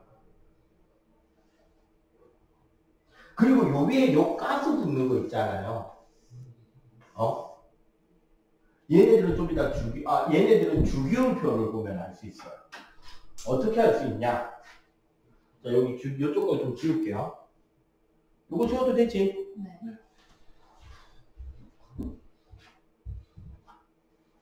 봐봐. C, S, I, O, F, S, C, L. 어차피 여기 다 있잖아. 하나 빼먹었네. N, P, C, S. 비금속만 따질 거니까 18쪽 빼고. 자, 봐봐. 얘네들은 최외곽의 전자개수가 4개, 5개, 6개, 7개죠. 맞지? 그래서 각각 원래 얘네들이 되고 싶은 이온가스는 -1, -2, -3이잖아. 얘네들은 어떻게 되느냐? 4개가 딱 중간이 되잖아요. 그래서 원래 플러스 마이너스 4로 갑니다. 그 뒤에 어떤 개념이 되냐면, 자, 얘네들 봐봐. 원래 전자를 당기는 힘이 오른쪽 위로 갈수록 강하다 그랬잖아요. 그럼 플루오린이 없는 이상 산소가 대장이에요. 당기는 힘이 제일 세. 그런데 1대1도 아니고 1대3, 1대3, 1대4, 1대4로 결합해 있잖아. 그러면 산소가 저 중심이 되는 질소나 황이나 탄소나 인이나 결합을 할 때 공유결합이라는 걸 하거든요. 공유결합이란 원래는 뭐냐면 나도 전자 한 개 내놓고 니도 전자 한 개 내놓고 우리 요거 같이 쓰자. 이게 공유결합이야. 그런데 이 공유결합이 어떤 문제가 생길 수가 있냐면 혹시 남동생이나 남자 형 있냐? 여동생. 니는 혹시? 여동생이 있어. 그럼 네가 이해를 좀 더 잘할 것 같아. 너랑 만약에 네 여동생이랑 좀 있으면 이제 설날이니까 세뱃돈을 받을 거 아니야. 근데 꼭 갖고 싶은 어떤 패션 아이템이나 어떤 아이템이 하나 있어요. 패션 아이템일 수도 있고, 뭐 신발일 수도 있고, 뭐 전기자전거일 수도 있고, 뭐 노트북이나 패드일 수도 있고. 근데 혼자 살려면 부담이 돼서, 야, 너랑 나랑 우리 용돈 합쳐갖고 요거 한 개 사가지고 우리 이거 공동계산으로 나도 쓰고 너도 쓰고 하자 라고 동생을 꼬드기는데 성공하고 사고 나면 네 거죠. 이 개념 이해하지? 만약에 네가 여동생이 아니라 남동생이라 치고 우리 용돈을 합쳐서 전기자전거 사서 같이 타자 하는 순간 네 거잖아. 왜? 내가 힘이 더 세니까. 이해되지? 공유결합이 실제로 그렇게 돼요. 그러다 보니까 무슨 일이 생기느냐? 질소나 E는 5개를 털리는 일이 생길 수 있어. 황은 6개까지 털리는 경우가 생길 수 있다는 거야. 그럼 사실 염소는 산소랑 만나면 7개까지도 털리겠죠. 염소와 플로린이 결합한다. 자, 저렇게 되는 케이스가 있을 수 있단 말이야. 그래서 봐봐. O3이면 마이너스가 몇 개 필요해? 6개 필요하죠. 그러니까 질소가 플러스 5가 돼. 그래서 마이너스야. 여기는 마이너스 6에 플러스 4가 되죠. 이 마이너스. 플러스 6에 마이너스 8, 플러스 5에 마이너스 8이 되는 겁니다. 그럼 이제 이온가스가 맞지. 그리고 이게 재미있게 우리 양이온 중에 이런 놈이 있어요. 암모늄 이온이라고 부르는 녀석이 있어요. 얘는 양이온이니까 화자 안 붙었죠. 산자도 아니고 산소도 없으니까. 얘 같은 경우는 마이너스 3에 플러스 4라서 플러스예요. 그리고 여기에 이 규칙에 벗어나는 애가 하나 있어요. OH 마이너스 이온이 있습니다. 이거 뭐라 부르면 좋을까? 산수 이온, 수산 이온이 아니고 수산화 이온입니다. 얘는 이제 규칙성에서 벗어나는 거예요. 그냥 외워야 됩니다. 그리고 우리가 배우다 보면 이게 있거든. MnO2 마이너스. 얘는 우리가 뭐라고 부르냐면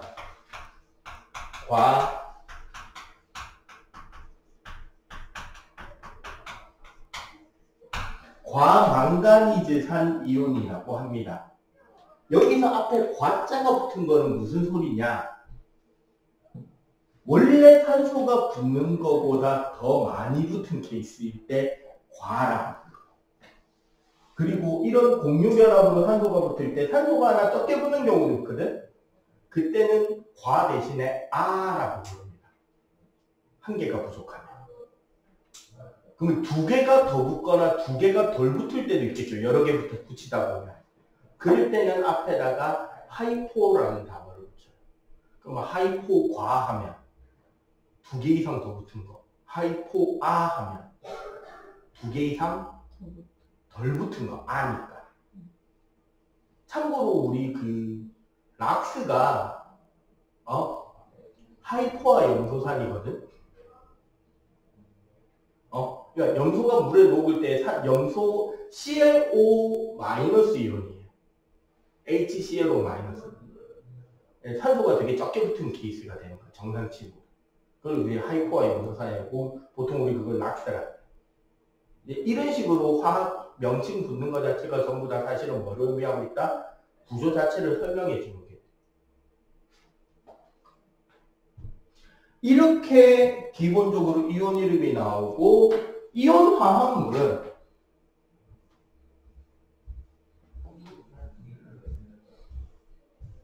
우리가 이온 화합물을 아는데 제일 이해하기 편한 방법 중에 하나가, 원래 이온결합 화합물은 대부분 물에 다 잘 녹아요. 근데 물에 안 녹는 이온결합 화합물을 중학교 때 4개를 배웠어요. 중학교 3학년 때도 나와, 심지어 2학기. 앙금이라고 하는 게 있죠. 앙금을 여러분들이 4개를 배웠을 거예요. 염화은, 탄산칼슘, 황산바륨, 아이오딘 하나. 그지? 근데 사실 그게 표 하나로 정리가 되거든? 앙금표가.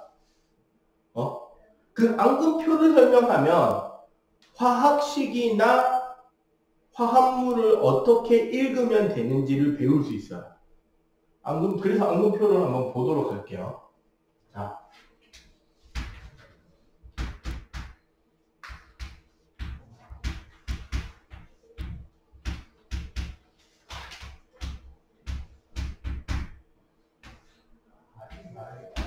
자, 일단 양이온들은 4가지인데 그 중에서 얘네들을 3그룹으로 자를게요.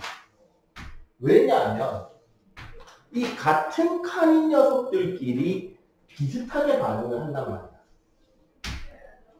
응? 그리고 세로축은 2개만 자르면 됩니다. 앞쪽에는 무슨 원소들이 들어가냐면 할로젠 쪽의 음이온들이 들어가요. 플로린 빼고 Cl-, Br-, I-. 그리고 요 2번째 칸에는 여기 있던 게 들어갑니다. SO4, E-, CO3, E-. 자, 화합물 이름을 어떻게 부르냐면 우리가 화학식으로 쓸 때는 양이온 쓰고 음이온을 씁니다. 양이온 쓰고 음이온을 쓰는데 여기서 제일 중요한 건 뭐냐면 합쳤을 때 이온 가스, 그러니까 여기 지금 E+, 적혀 있잖아. 이걸 이온 가스로 그러는데 이온 가스의 합이 0이 돼야 돼요. 왜? 정기적으로 중성이어야 되니까. 그럼 얘네들하고 그리고 여기서 미리 X자 칠게요. 여기랑 여기에 앙금이 없어요. 그럼 봐봐. 자, 화학식으로 쓸 때는 양이온 쓰고 음이온을 씁니다. 그러면 여기는 플러스 1, 마이너스 1이 들어가잖아. 그럼 결합 비율이 몇 대 몇일까? 1대1이겠죠. 그럼 어떻게 된다? AgCl, AgBr, AgI가 되겠죠. 그리고 여기 봐봐. 요 칸은 양이온은 플러스 1인데 음이온이 E-잖아. 맞지? 그럼 여기는 뭐가 된다? 2대1로 붙어야 0이 되겠죠.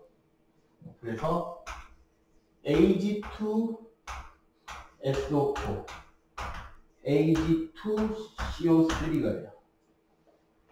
그럼 여기는 이가잖아. 그럼 1대1로 붙어도 되네요. BaSO4, CaSO4, BaCO3, CaCO3. 그리고 여기 봐봐. 이가와 일가잖아. 이가와 일가일 때는 1대2로 붙어야 되죠. 그래서 PbCl2, PbBr2, PbI2가 돼요.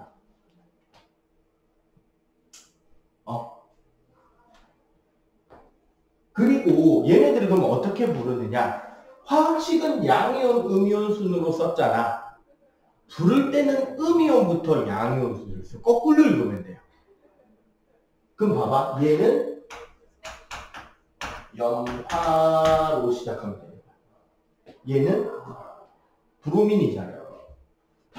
브로민화라고 하는데 얘는 아이오딘화라고 시작하면 돼. 얘네들은 황산이 되고 얘네들은 탄산이 되는 거죠. 앞에 시작이. 그러면 여기는 이제 무슨 은이 되는 거야. 얘는 무슨 바륨,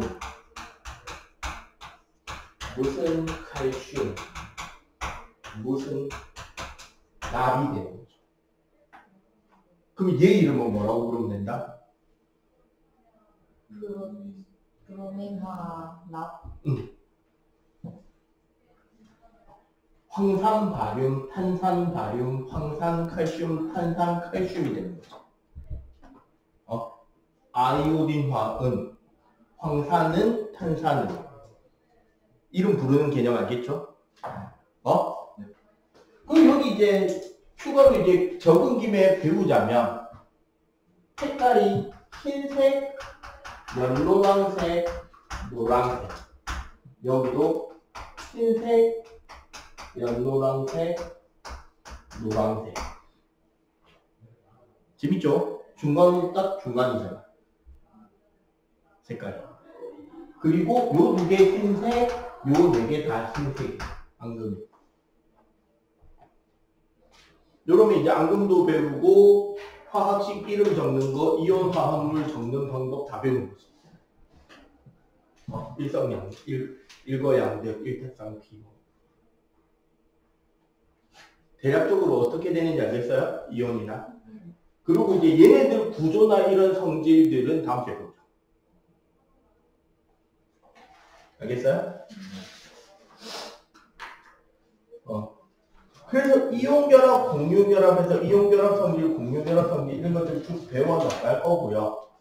여러분들이 이번 주에 좀 신경 써줘야 되는 거는 일단 첫 번째 당연히 주기율표 1번부터 20번까지는 표 모양대로 외워놔야 봐봐. 우리 이온가스도 표대로 나왔죠? 다음 주에 우리 공유결합 할 건데 공유결합은 결국 뭐냐면 원자과 전자들을 활용해서 전자쌍 내쌍 맞추기예요. 안쪽에 있는 전자들은 어차피 반응 안 한단 말이야. 그러면 결국 주기율표 모양을 알고 있으면 그 안에서 원자과 전자가 몇 개인지도 주기율표 자체에 설명이 되어 있는 거잖아. 그지? 그 원소가 이쪽에 있으면 금속, 이쪽에 있으면 비금속, 이것도 주기율표의 그 표 속에 들어있는 기본 성질로 설명이 되는 거다. 원소 이름은 당연히 알고 있어야 되는 거고. 왜? 사실 주기율표가 굳이 따지자면 영어에서 A, B, C, D잖아. 맞지? 그리고 이런 거 뭐. 전형적인 수거죠, 수거. 영어로 따지면. 맞지? 이게 단어 수거 개념은 내가 가르쳐 줄 수 있는 건 아니죠. 이런 원리다까지 가르쳐 주고 여러분들이 숙달을 해야 되는 거고, 나머지 그럼 다음 주에, 결합 설명하고 그 뒤에 아마 연결해서 쭉 배워나갈 수 있을 겁니다. 오늘 여기까지. 수고하셨습니다.